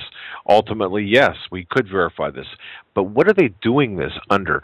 They're doing this under the auspices of this physical or this mental illness clause. But so do you see why it was so important for this government to nationalize health care? Because you have now a centralization of records that you could tap into. So you've got all of the tools now that are put together and able to be used and interwoven for the process of centralization that will result in your enslavement, our enslavement, by the very policies we're talking about. I'm very passionate about this because, once again, people aren't putting the pieces of the puzzle together. And behind all of this are the very elite, the Council of 300 or the Group of 300, whatever they're called, the Illuminati, the Luciferians.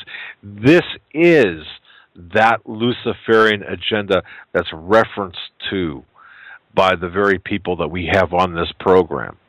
And this all fits together. And once again, what is their blueprint? The blueprint is the King James Version of the Bible. It's a perversion of that.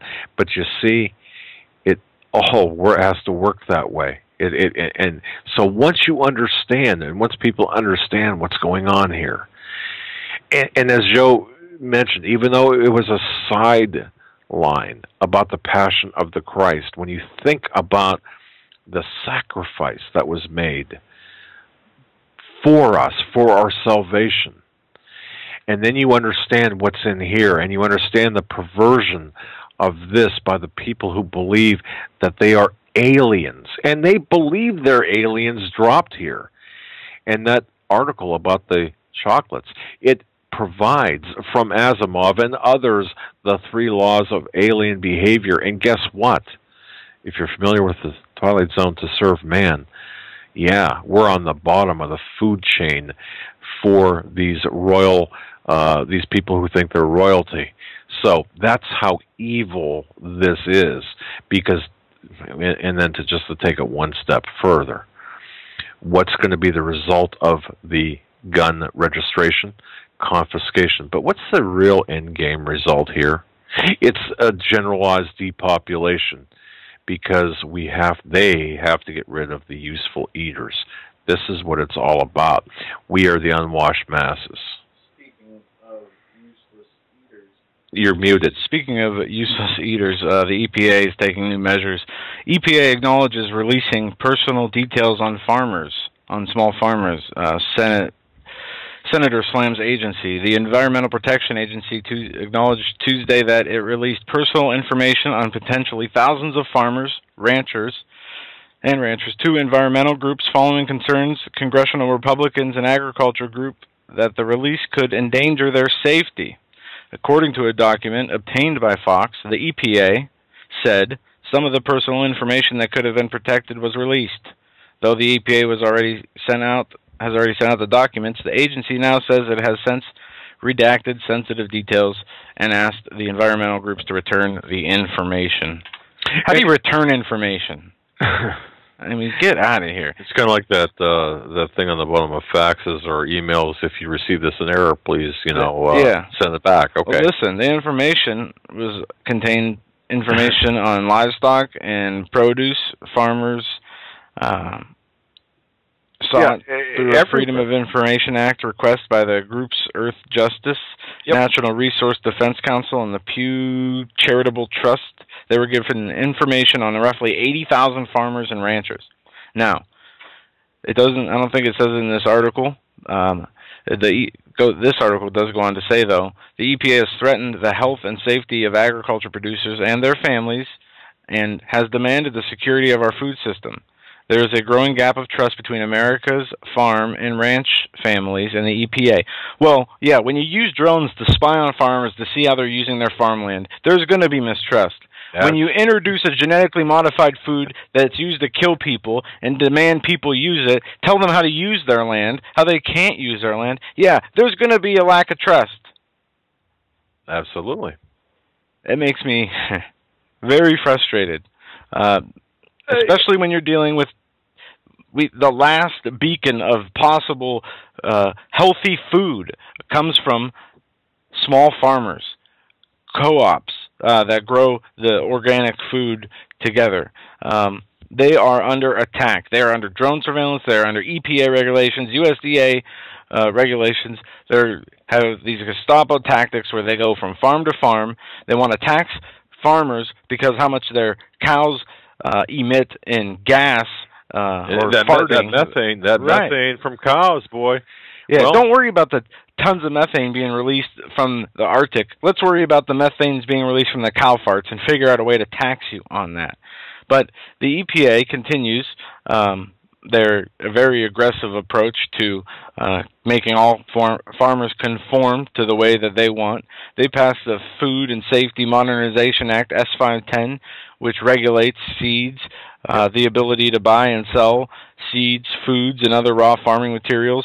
They have plans in the work, Environmental Justice Policy 2014, where they talk about implementing environmental justice through behavior modification and positive and negative reinforcement to force farmers to make them use their land how the government wants, not how the farmers deem fit to grow their crops. But they're going to see if you have a little bit of farming land that you might not be potentially using, or tell you which crops you can or can't grow. They're coming into places that sell raw milk in Amish farms in California, in Arkansas, guns drawn with SWAT teams. For That's what? Right. Are they doing it because the milk is killing people and they're selling, poisonous food that's causing pandemics and deaths? No, they're doing it because not only do they want you to use their fiat money, they want you to eat their fiat food. They want you to believe their fiat God and follow their fiat executive orders and unconstitutional laws. It is very concerning when the last of the small farmers, big farmers, independent farmers in this nation are under such heavy attack, surveillance, and scrutiny by the federal government. There's only one step left for them. Environmental justice being implemented, which they already have a plan in place to do so. It makes me sick. I love your passion about this, and it's well-placed passion. And folks, please, if you're listening to this on the archive, you might want to go back and listen to what Joe said, because it's extremely important. I got to tell you, what he said is very important as it relates to the UN Something I didn't know about until he mentioned this, the Codex Alimentarius. But this is the. I mean, don't start yet. Oh boy, goodness! I mentioned 2 words, and it's going to. I just saw his head explode. Plan how to take all the bleeding from his ears now. Nutrients out. This is the plan for the government to engineer and create your food. We can't make this stuff up with their ingredients. Exactly. Codex Alimentarius. Yeah. Look that up, please. And there was actually a YouTube video, a 2-hour YouTube video explaining Codex Alimentarius and Agenda 21 and how they fit in together. And if you really study it, you might be shocked at how and what is being, how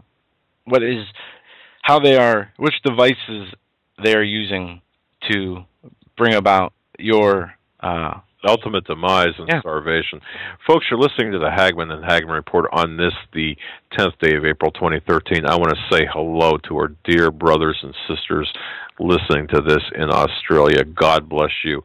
And believe it or not, those people in Australia, you folks know more about America than a lot of Americans do, and I just want to say thank you from the bottom of our hearts. After the break, a couple of things, including North Korea, the economy, and something about lean forward or bent over. Right back. Hi.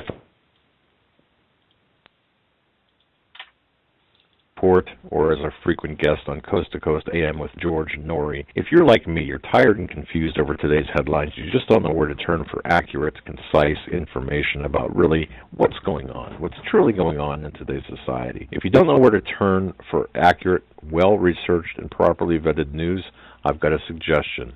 In fact, it's a requirement. Bookmark Canada Free Press. That's CanadaFreePress.com on the Internet. It's just not for Canada. It's for news across the world. Judy McLeod, founding editor, has put together a vast array of talented writers like Kelly O'Connell, Daniel Greenfield, Dr. Aileta Johnson-Powell, a lot of guest columnists, very talented writers. Folks, that's Canada Free Press at CanadaFreePress.com. Now mobile friendly. Follow on Facebook, because without America, there is no free world. Survival of the fittest. In any and all situations, survival is your #1 priority. That requires being tough and thinking smart. And the folks at Freeze Dry Guy are going to help you do just that. They have the long-range patrol ration entrees, what they call the Brick Pack. When you're in survival mode, it is absolutely the best item for your survival pack or bug-out bag. You can go farther, faster, and carry more food with the LRP cold weather ration entrees. Not only do these long-lasting, durable entrees help sustain you or your family through the harshest environment or situation, they are by far the most delicious of their kind. No contest. With a variety of tasty entrees, you can't beat the LRP Brick Packs. Let Freeze Dry Guy help you in your survival situations. Go to freezedryguy.com. That's freezedryguy.com. Or call 866-404-3663. That's 866-404-FOOD.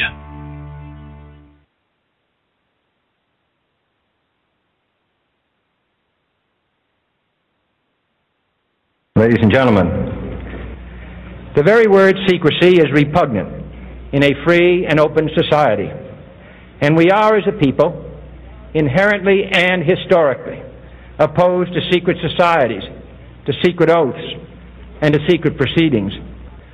For we are opposed around the world by a monolithic and ruthless conspiracy that relies primarily on covert means for expanding its sphere of influence, on infiltration instead of invasion,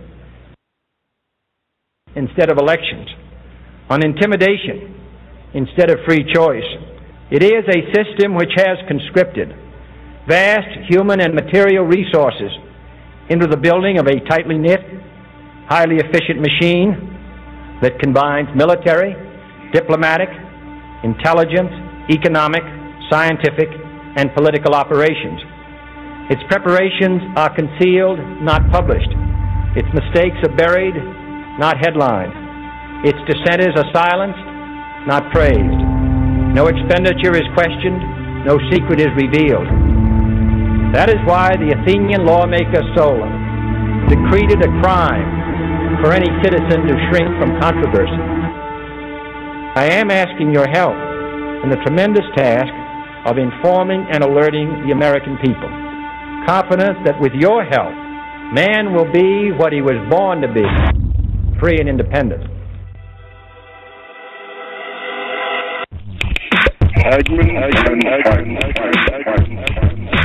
You want answers? I think I'm entitled. You want answers? I want the truth. You can't handle the truth.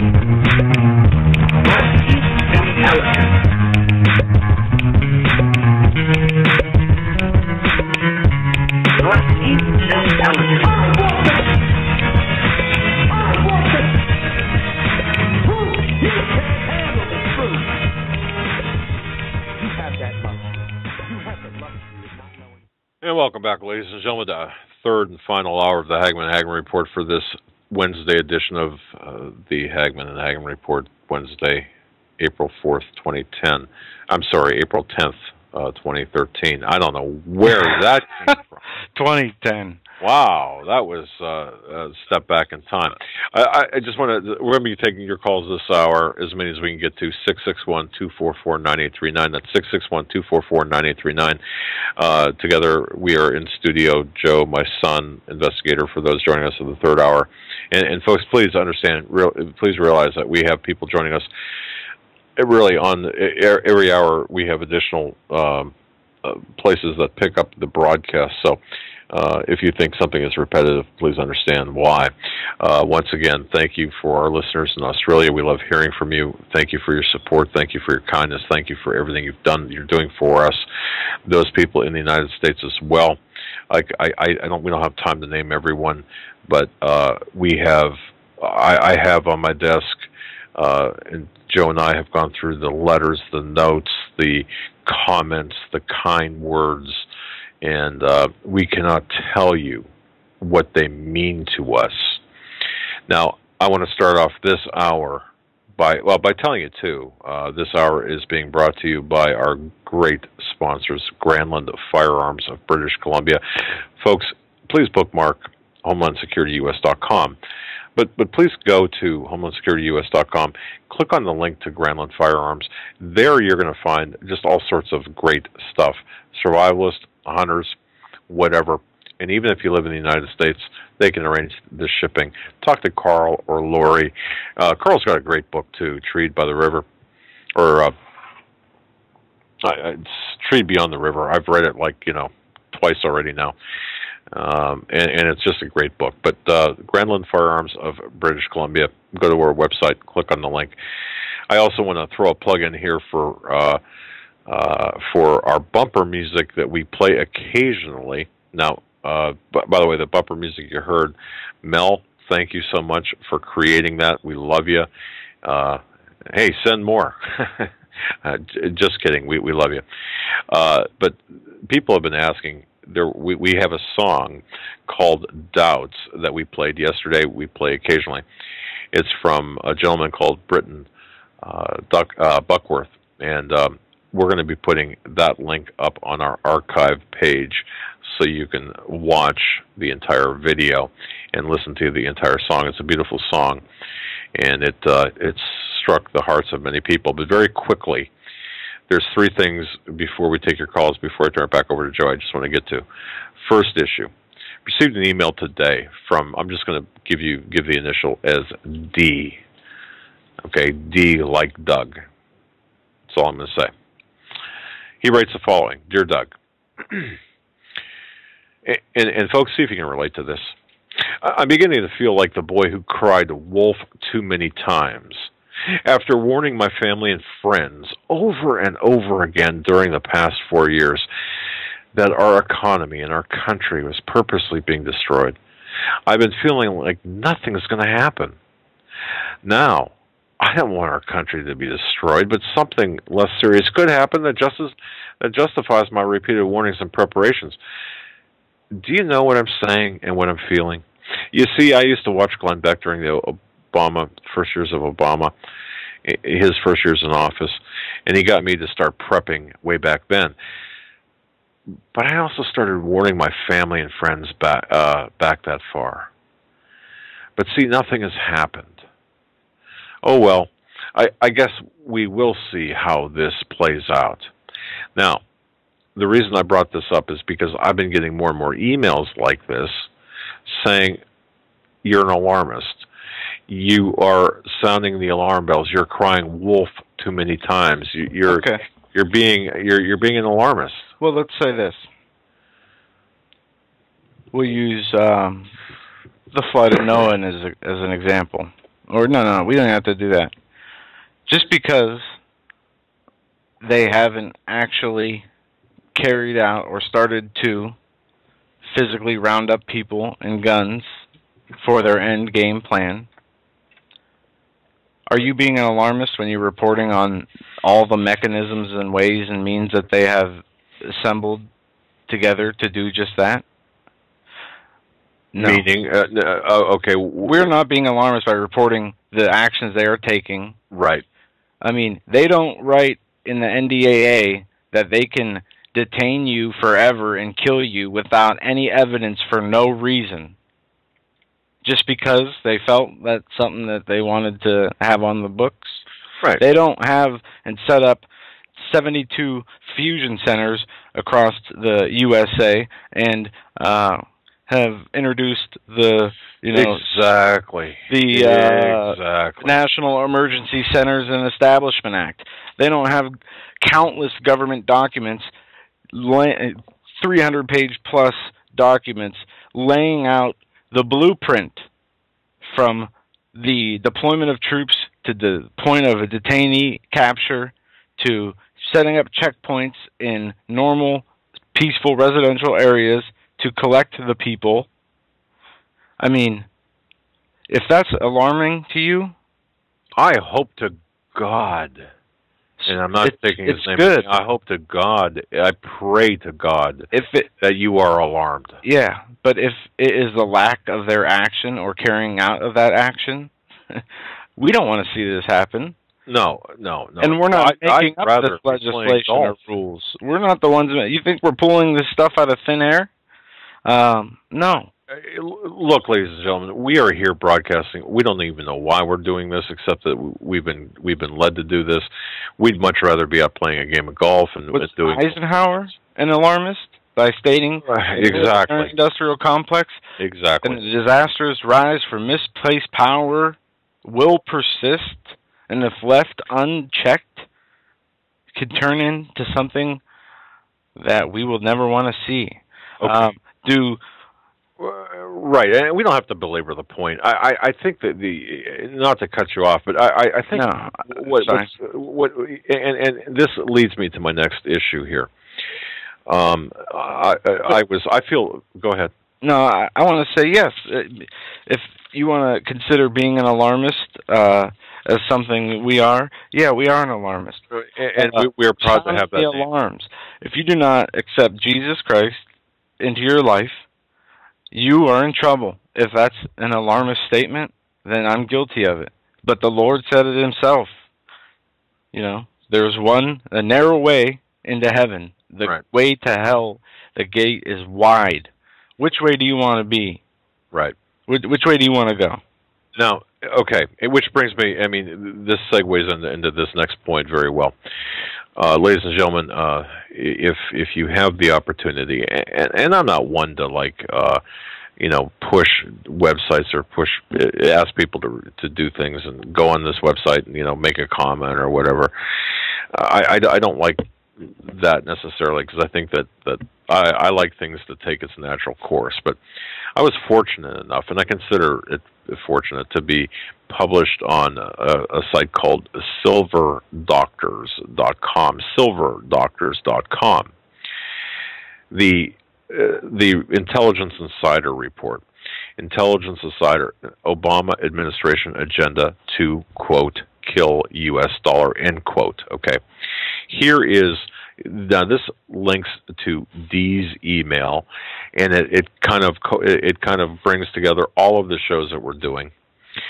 The excuse me, the article was reproduced numerous times. As a matter of fact, a great YouTube video by someone I don't even know, a great narration of this article. But nonetheless, it appears on silverdoctors.com, where you can actually leave a comment about it, like it on Facebook, and so on. And I recommend, if you are so inclined to do so. And the only reason is not for my personal, not for any edification on my part, but to get the message out to people, because you don't know where people are going to pick up the different this information. They pick it up from different websites. They mentally assign different levels of credibility to different websites. Silver Doctors is ranked very high in Alexa rankings and such, and they've got a lot of intellectual insiders, a lot of people with high business acumen.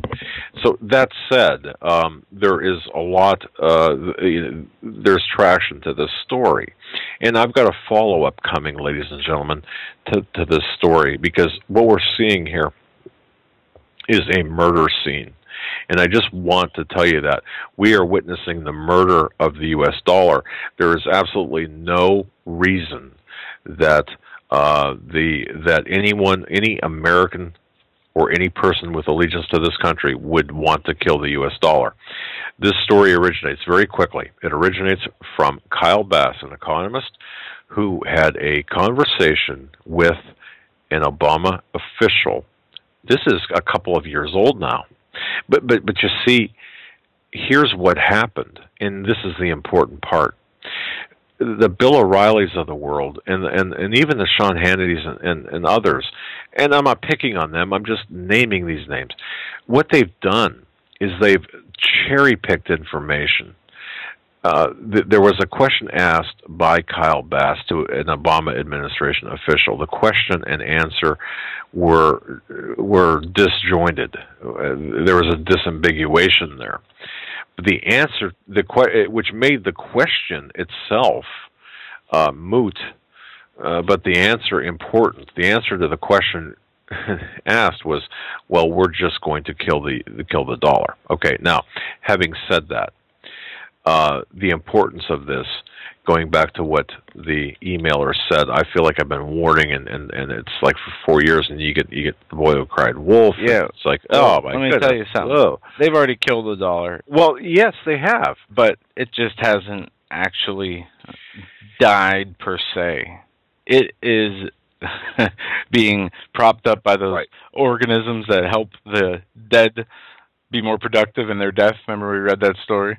It's like that. It is a straw man. It is worthless. Look at history. Look at the governments that throughout history, in the 20th century, that used paper money, the Weimar Republic being the most notable that I've studied. And what happens when the government gets out of control with printing? Argentina, in 2001. But see, and people and the Fed admittedly are printing this money. Yes, and this is an execution of the dollar, and people understand this. But here's my statement, really quick: the ultimate test of a moral society is the kind of world that it leaves to its children, and here is where everything connects. When I mentioned about that Melissa, what's her name, from MSNBC, Melissa. Oh, the one who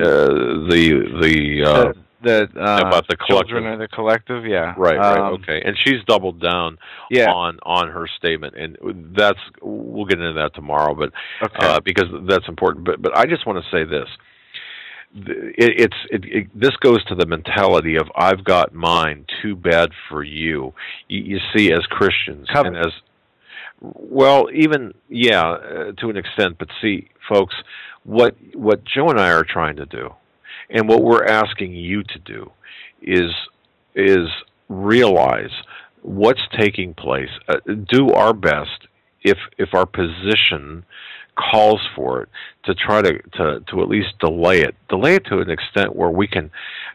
We're not going to be able to stop what's coming. It's beyond the point of no return. But and it's all under God's control too. It is all under God's control. But we, as good stewards and as spiritual assets of Jesus Christ and God. Folks, we've got to leave. We have got to leave this world better than we found it. And what is our legacy going to be? And even equally important is we've got to realize that every day that we can delay, every day that we can throw a monkey wrench into this is a day where people can be saved. Yeah. And it's so important. I wouldn't say any day we can delay it, because I'm not sure that we can, except the Lord will give us time if we are pure in heart and constantly repenting and praying. But I go by the standard or the saying that if you are alive and breathing, you have an opportunity. Look, I've seen people that were on their deathbed, and I've had people tell me with loved ones, death is imminent. You know, death is within hours, and they've hung on for years. So where there's life, there's hope. Where there's breath, there's hope. And as Christians, we have to embrace that hope and play our position and protect our family, because as Steve Quayle often says, you know, those who cannot protect our families, we're akin to infidels. We are like infidels. I'm paraphrasing. I don't recall how eloquently Steve said this. If we don't take care of our own family, right? Yeah, that is in, I want to say Timothy, but yeah, it says those who do not provide for their families are worse than infidels. Right. But again, going back to the email I received, and folks, I know some of you are feeling exactly the way this emailer feels, because I've gotten emails from others. Look, it's not we are not just crying wolf. What we are doing is we are giving a kind of a blow-by-blow analysis of what is taking place. Look, we don't have to defend. I mean, I know you want to explain. No, I'm not justifying or explaining. What I'm saying is, a lot of times people lose sight of what we're doing here. What are we doing? Is it falling on deaf ears, or is it worth it? Yes, it is. Am I making too much of nothing? Are Sometimes we do. Well, and it's not necessarily, you know, we're going through a learning process. We are learning as more and more news continues to grow, and we see it every day, the increase in news, the increase in where one day of news now used to be a month's worth. Right. So obviously there are stories that we're going to go over and stories we're going to miss that should have been vice versa at some points. But you see, today could be our last show, because we could not have, well, let's say we could wake up and all of a sudden our communications are gone. And this is why I emphasize and reiterate about the Lord so much, because we don't know. We have to. It is our call to duty. That's right. And people have this grand expectations for tomorrow. Well, tomorrow is a mere promise. Well, not even that. It's an expectation more than a promise. We're not promised tomorrow. We expect tomorrow, but we're not promised it. It's just an expectation. And with respect to the article, so by the way, if you just go to silverdoctors.com, silverdoctors.com, you can comment on there. A lot of the comments are kind of ugly, because no one wants to hear what's taking place. And a lot of people, especially there, aren't getting the full effect of this, especially about what we're doing we're selling our children into bondage and slavery. And, you know, there was a situation today where I had my family, my children at one table for a situation that we had to take care of at one table.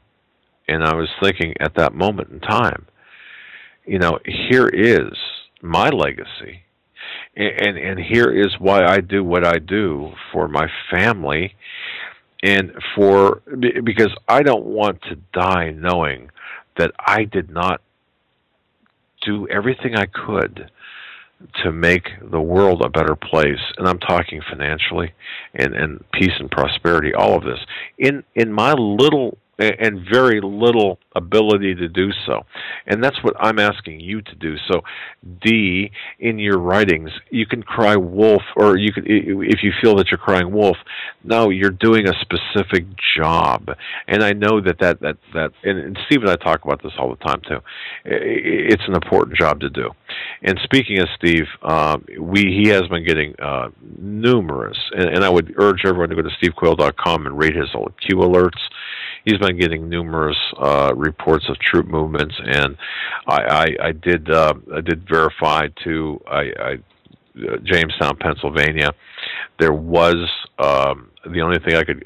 Yesterday, a caller had said, "Hey, 2 helicopters landed in the rural area in Jamestown, Pennsylvania. They are military." I was able to follow up on that early this morning. The only information I got about this was, yes, there was a situation. It involved a training exercise, unscheduled, and actually they missed, or they were in the wrong place at the wrong time, and it was they were in the middle of something. It shouldn't have happened the way it happened. In other words, 2 helicopters did land, but it was not where they're supposed to land, and they're reconfiguring. But the fact of the matter is that we're having military training on our soil to the extent that we are, folks, tells us that there are situations that are oncoming. Now, let me address Korea very quickly. I spoke with Pat Campbell, host of the Pat Campbell Show, WFAQ, out of Tulsa. I highly recommend that. There is a podcast, an 8-minute podcast by a gentleman, by a professor from Georgetown University, accessible via the WFAQ Tulsa, Oklahoma Pat Campbell Show. I don't have the link handy, but if you just search WFAQ Pat Campbell Show, there's an 8-minute assessment of North Korea by a professor in Georgetown who's very well connected. We're going to try to get him on the show maybe tomorrow night, if not tomorrow night, Friday, or at some point in time. This gentleman has a background to know what's going on in North Korea. But the bottom line here is this. At this point now, because of differences of international significance, we're talking about at the level of the globalist bankers.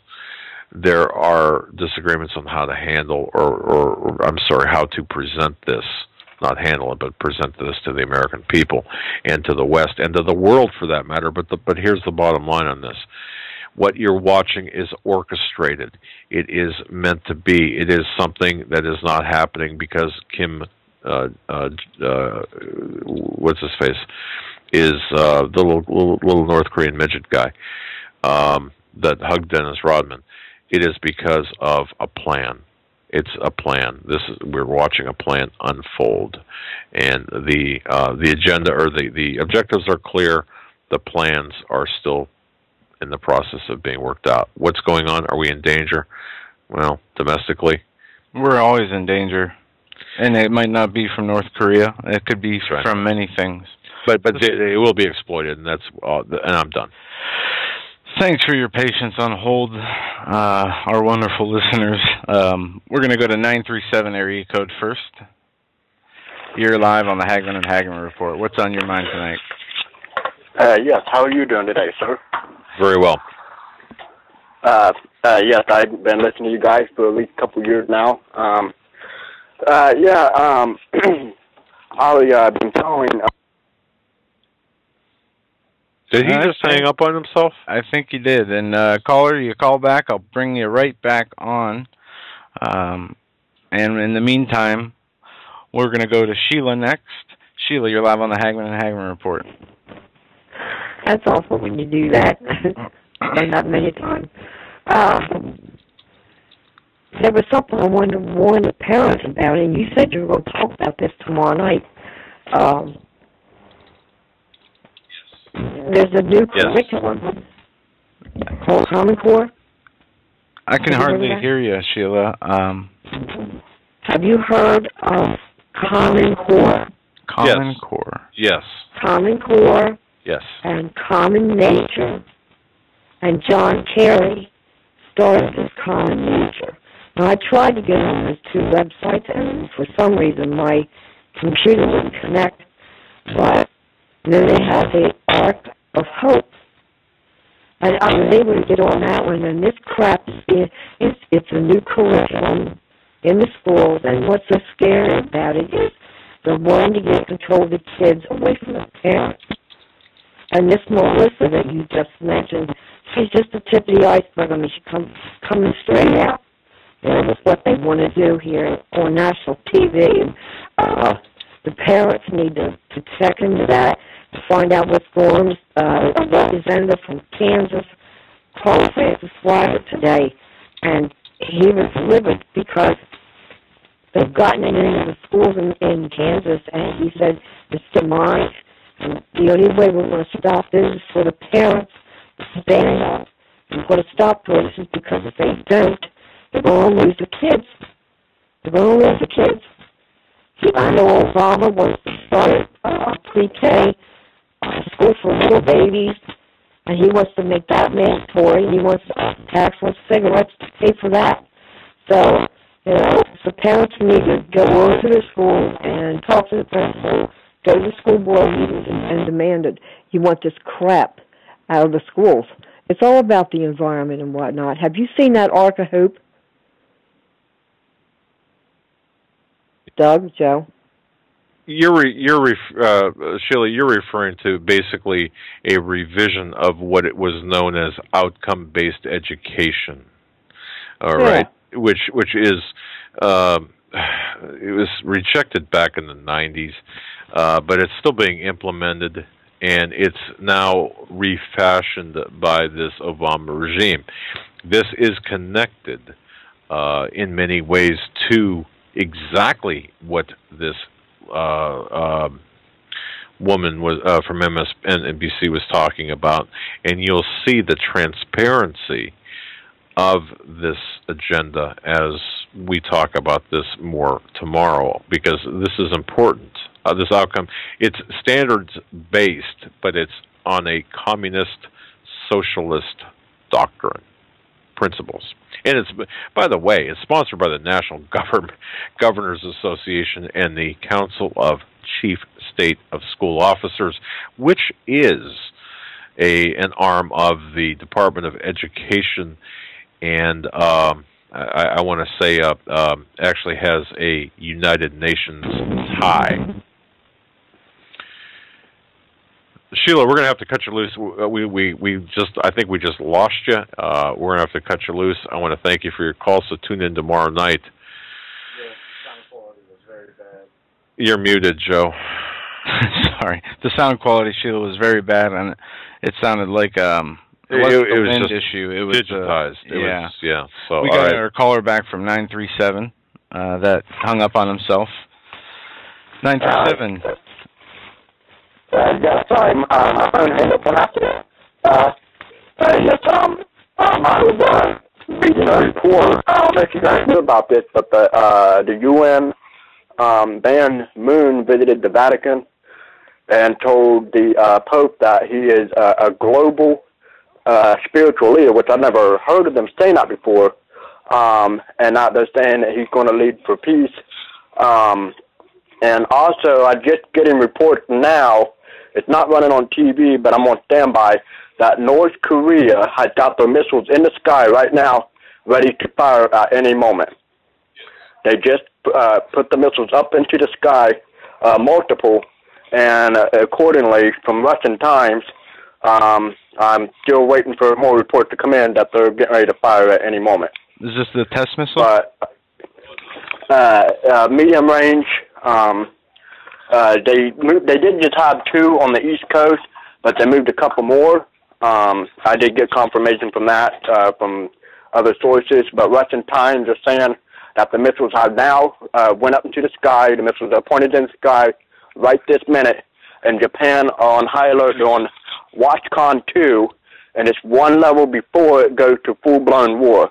Now, I believe, in God, and I believe, in the end times, I believe that if this happens, it's going to be an all-out war, and it's just going to be disaster. But I always reminded that the Bible says that God will show his power to all of his people. you know. But I just wanted to let you guys know I'm still, you know, waiting for more reports, but Russian Times are a pretty good source. But all I got to say is just may God have mercy on us all, you know. And with that, I'll let you guys go. Amen. Thanks for the information, caller.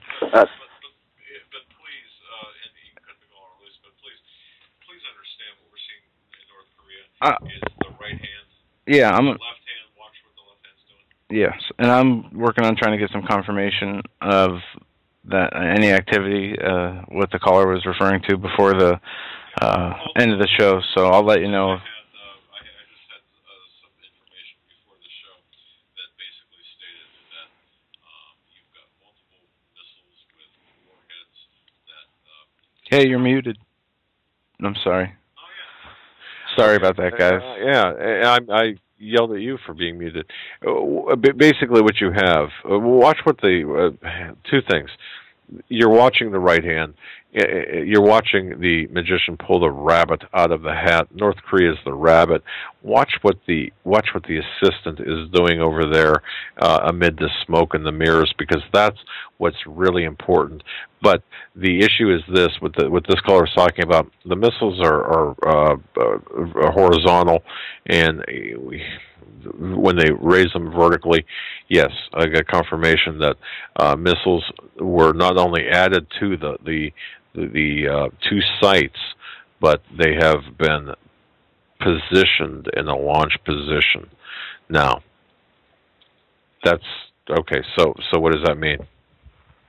Well, what I really think is they went from saying they were going to test launch a missile. We know that we have missile defense carriers over there. We have different layers of defense over there. And what I was told yesterday to pass along to the listeners is no matter what we see happening, do not panic or get worried. That we need to not like freak out over this. We need to stay grounded. Of course not. Because we know this very multiple, high complex attack of propaganda against us being used to generate fear and use our emotions against us and gauge our reactions, and they want order out of chaos as their motto, and they'll do that for fun. They'll do it, and however they can. And how many days? It's been 2 weeks now. Have we seen articles? North Korea is going to threaten to fire a missile today. And I'm not saying that there won't be anything that takes place or that there will be. I'm just saying that the propaganda and the announcements is North Korea going to come out? I mean, if we as a nation are at war or going to go to war, are we going to come out and say, you know what? And we'll just use Mexico as an example. Mexico. Tomorrow we're going to launch a missile at you. And then don't launch a missile the next day. Mexico. We're really thinking about doing it this time. We might do it today. Well, it's right. I think next Wednesday will be a good day. I mean, it's insane. But do you actually think, Joe, and listeners, that instead of getting to the heart of the matter? And the real kicker here, folks, again, I can't stress this enough. If you think about this, the military has not raised their alert level inside their military apparatus. So all of the embedded troops from China, from Russia, from everywhere have been permitted and continue to be permitted the same level of access. So that does not happen, by the way, by accident.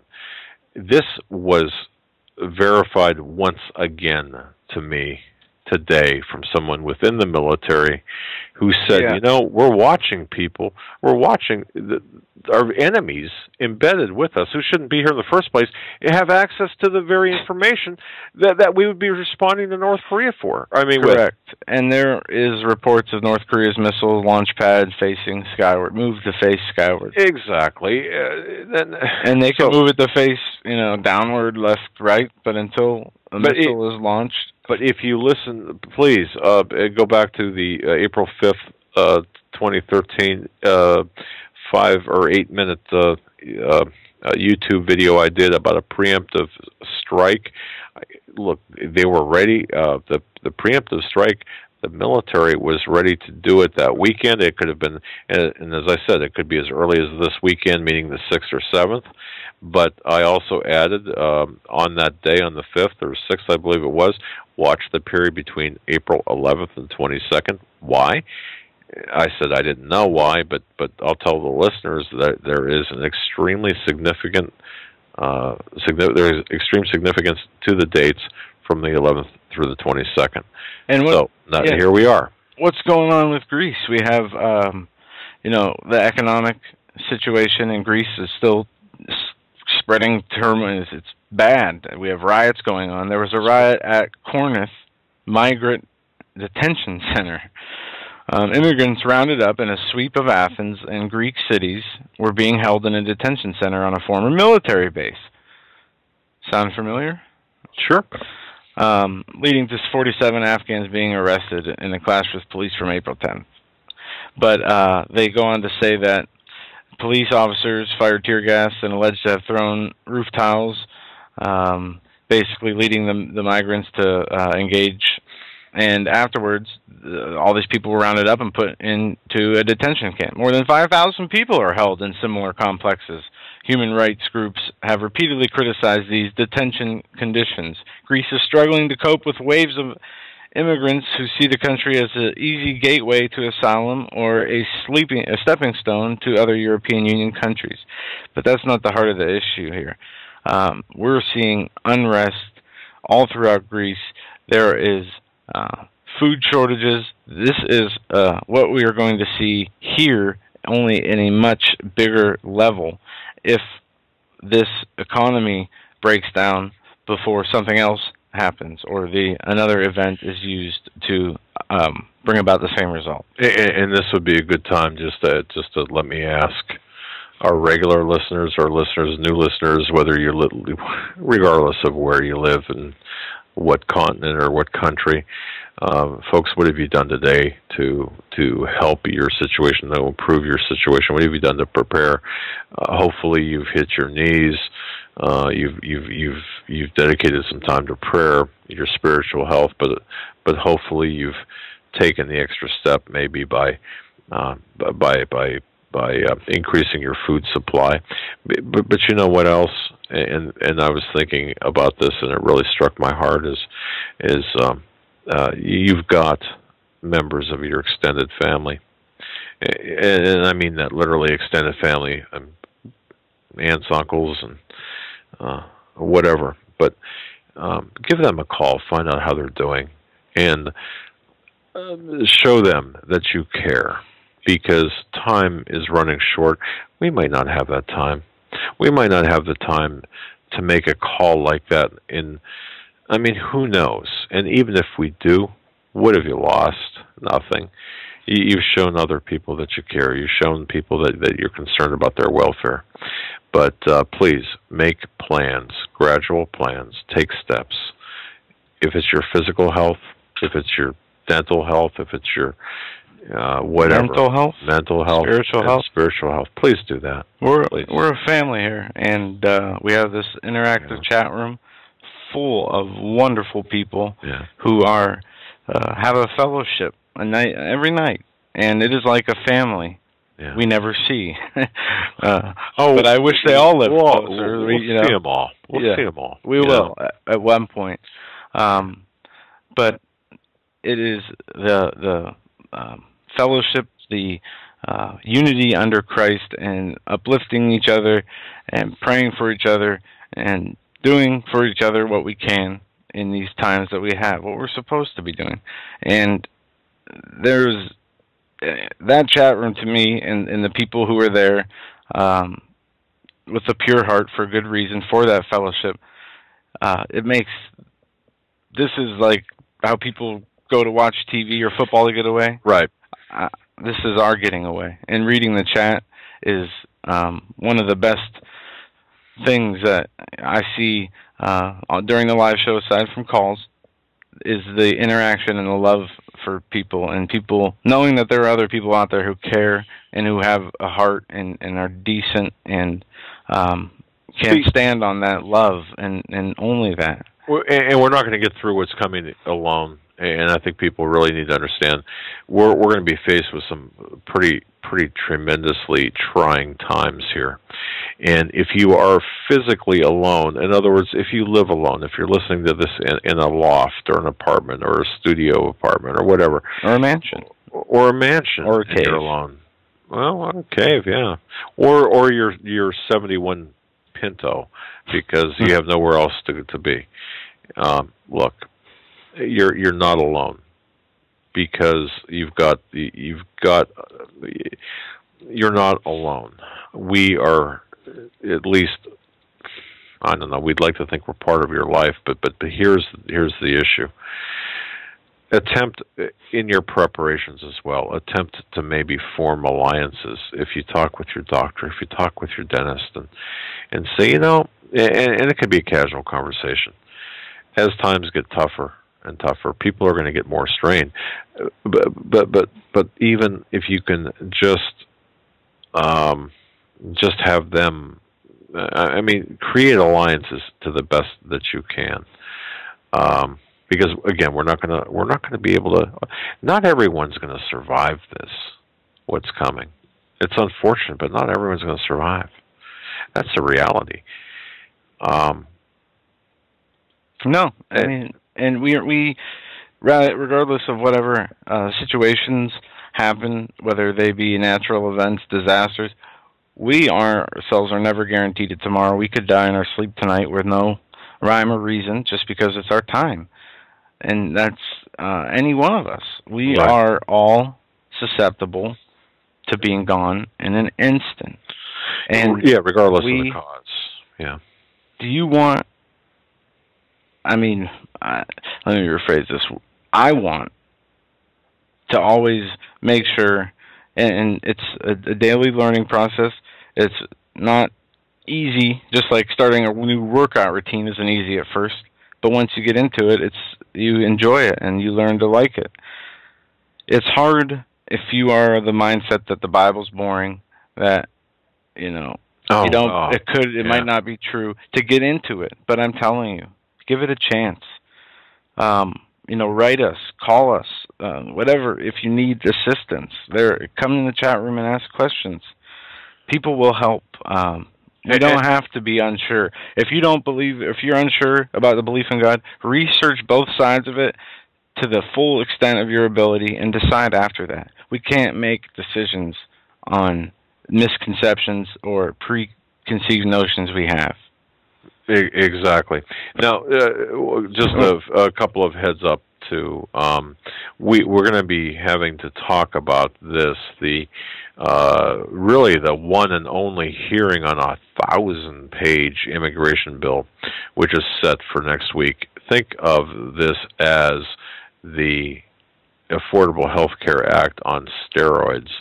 There are going to be so many loopholes. Essentially, what is going to happen with this amnesty or this immigration bill is going to be mass amnesty. And this is the Cloward-Piven strategy in the works. We need to understand what's taking place here. The North America, and in particular the United States, is being balkanized. This is in advance of it. And you're not going to hear this elsewhere.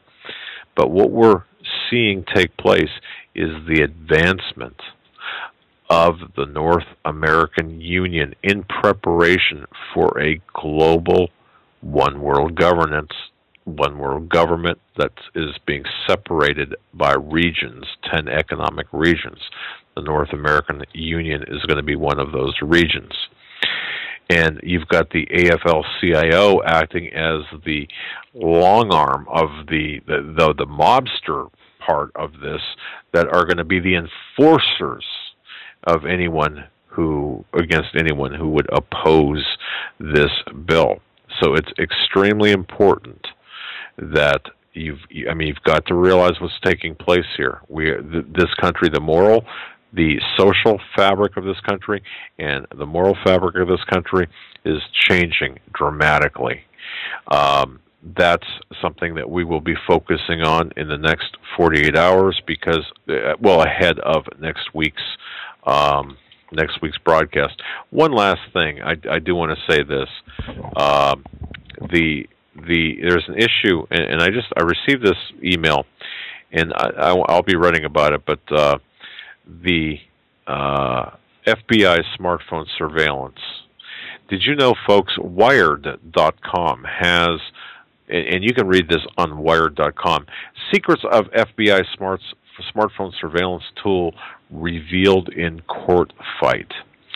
The reason I bring this up, it's important because of the privacy issues. If you've got a smartphone, understand that there was a court hearing recently. The testimony revealed the very tools that are being used to monitor your conversations in this court hearing through the discovery process. Again, the story is on Wired.com, and the bottom line here, the FBI they track people's location. Court documents in one specific case involving the identity theft of. Well, actually, this guy was the thief, the gentleman name of Daniel Rigg Maiden. The testimony of an FBI agent, he described how the wireless provider reached out remotely to reprogram an air card the suspect was using in order to make it communicate with the government surveillance so he could be located. So what I'm saying to you, and this kind of seems out of left field, but as we're living in the surveillance state, when you're talking on your smartphone, or you don't even have to be talking on it, if you have a smartphone. And by the way, I have gotten rid of my cell phone for reasons, but that's a big reason. They are able to track you. Air cards are devices that plug into a computer and use the wireless cellular networks of phone providers to connect the computer to the internet. These devices are not phones and therefore don't have the ability to receive incoming calls. But in the case of this gentleman, Verizon, the carrier, reconfigured his air card to respond to surreptitious voice calls from a landline controlled by the FBI. The bottom line is this: the phones, you hear about this, hey, your smartphones are spying on you. Well, indeed they are. It was revealed in court. Not only that, from what I understand, they're creating 3D mapping with these cell phones. Through the assistance of Google, as a matter of fact. Yeah, very troublesome and worrisome stuff. I got an update on North Korea from a source. There is movement. It's verified there is movement around these missile launchers. Okay.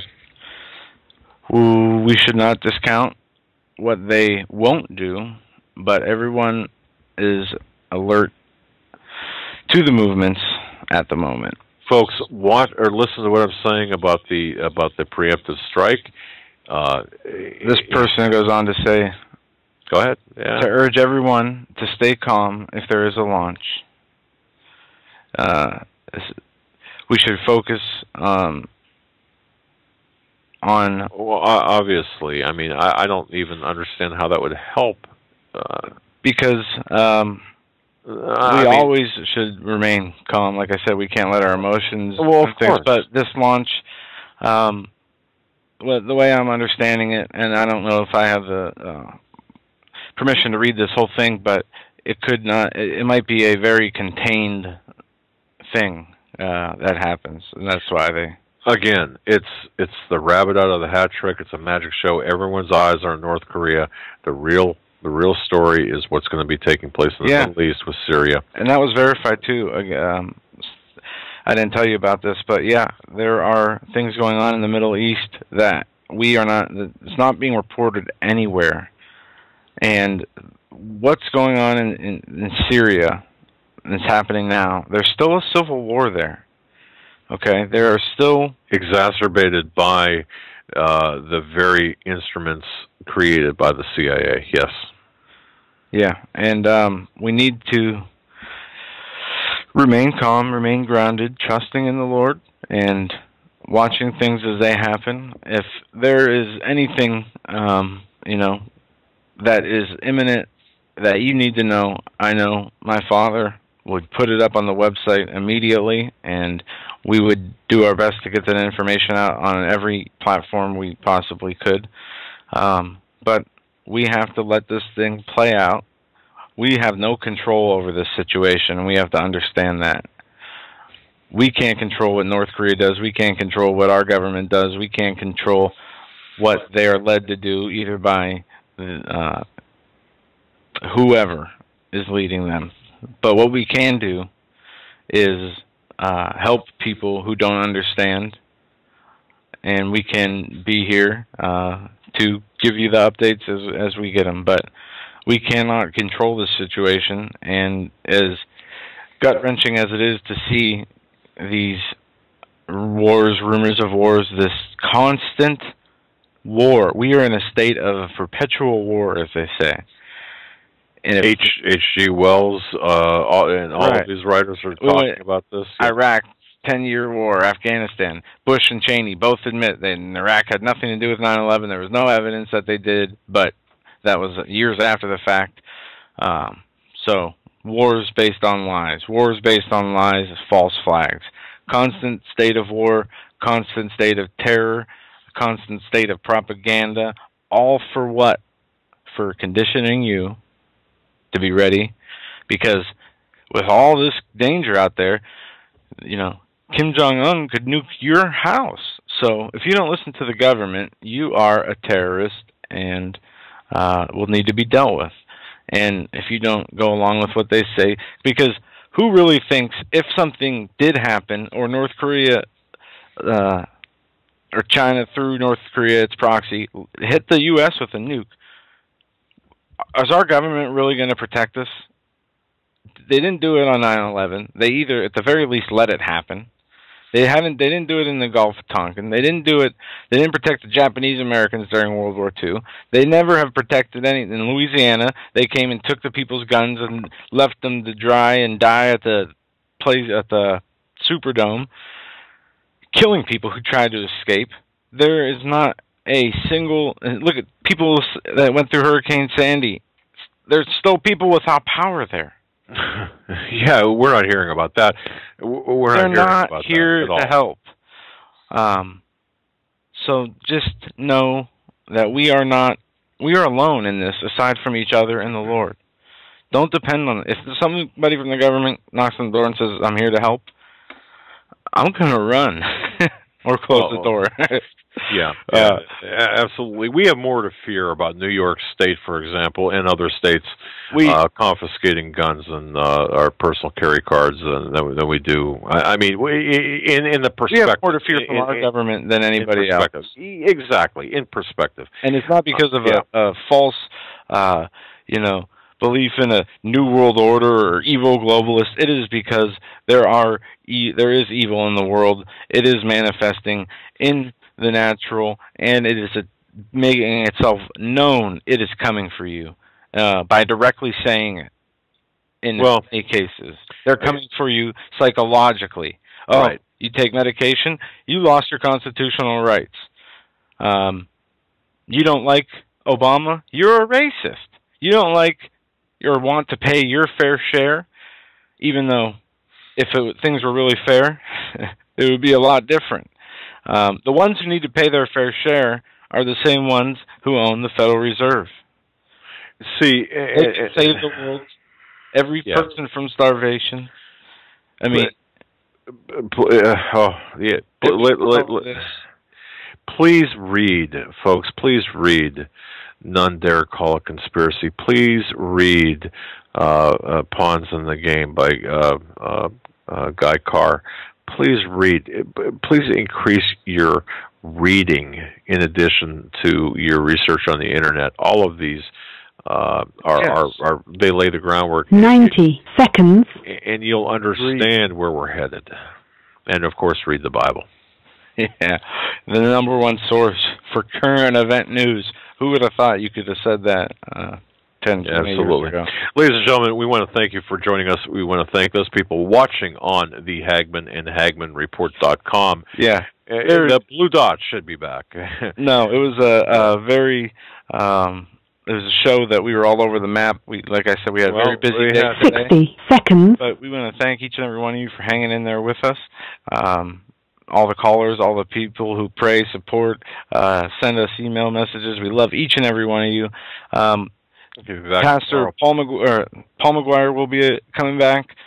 Working. I got to call Pastor Begley. Hopefully we can get him on this week and have some guests lined up for the rest of the week. Folks, we love you. Take it easy. Have a good night. And remember, stay calm.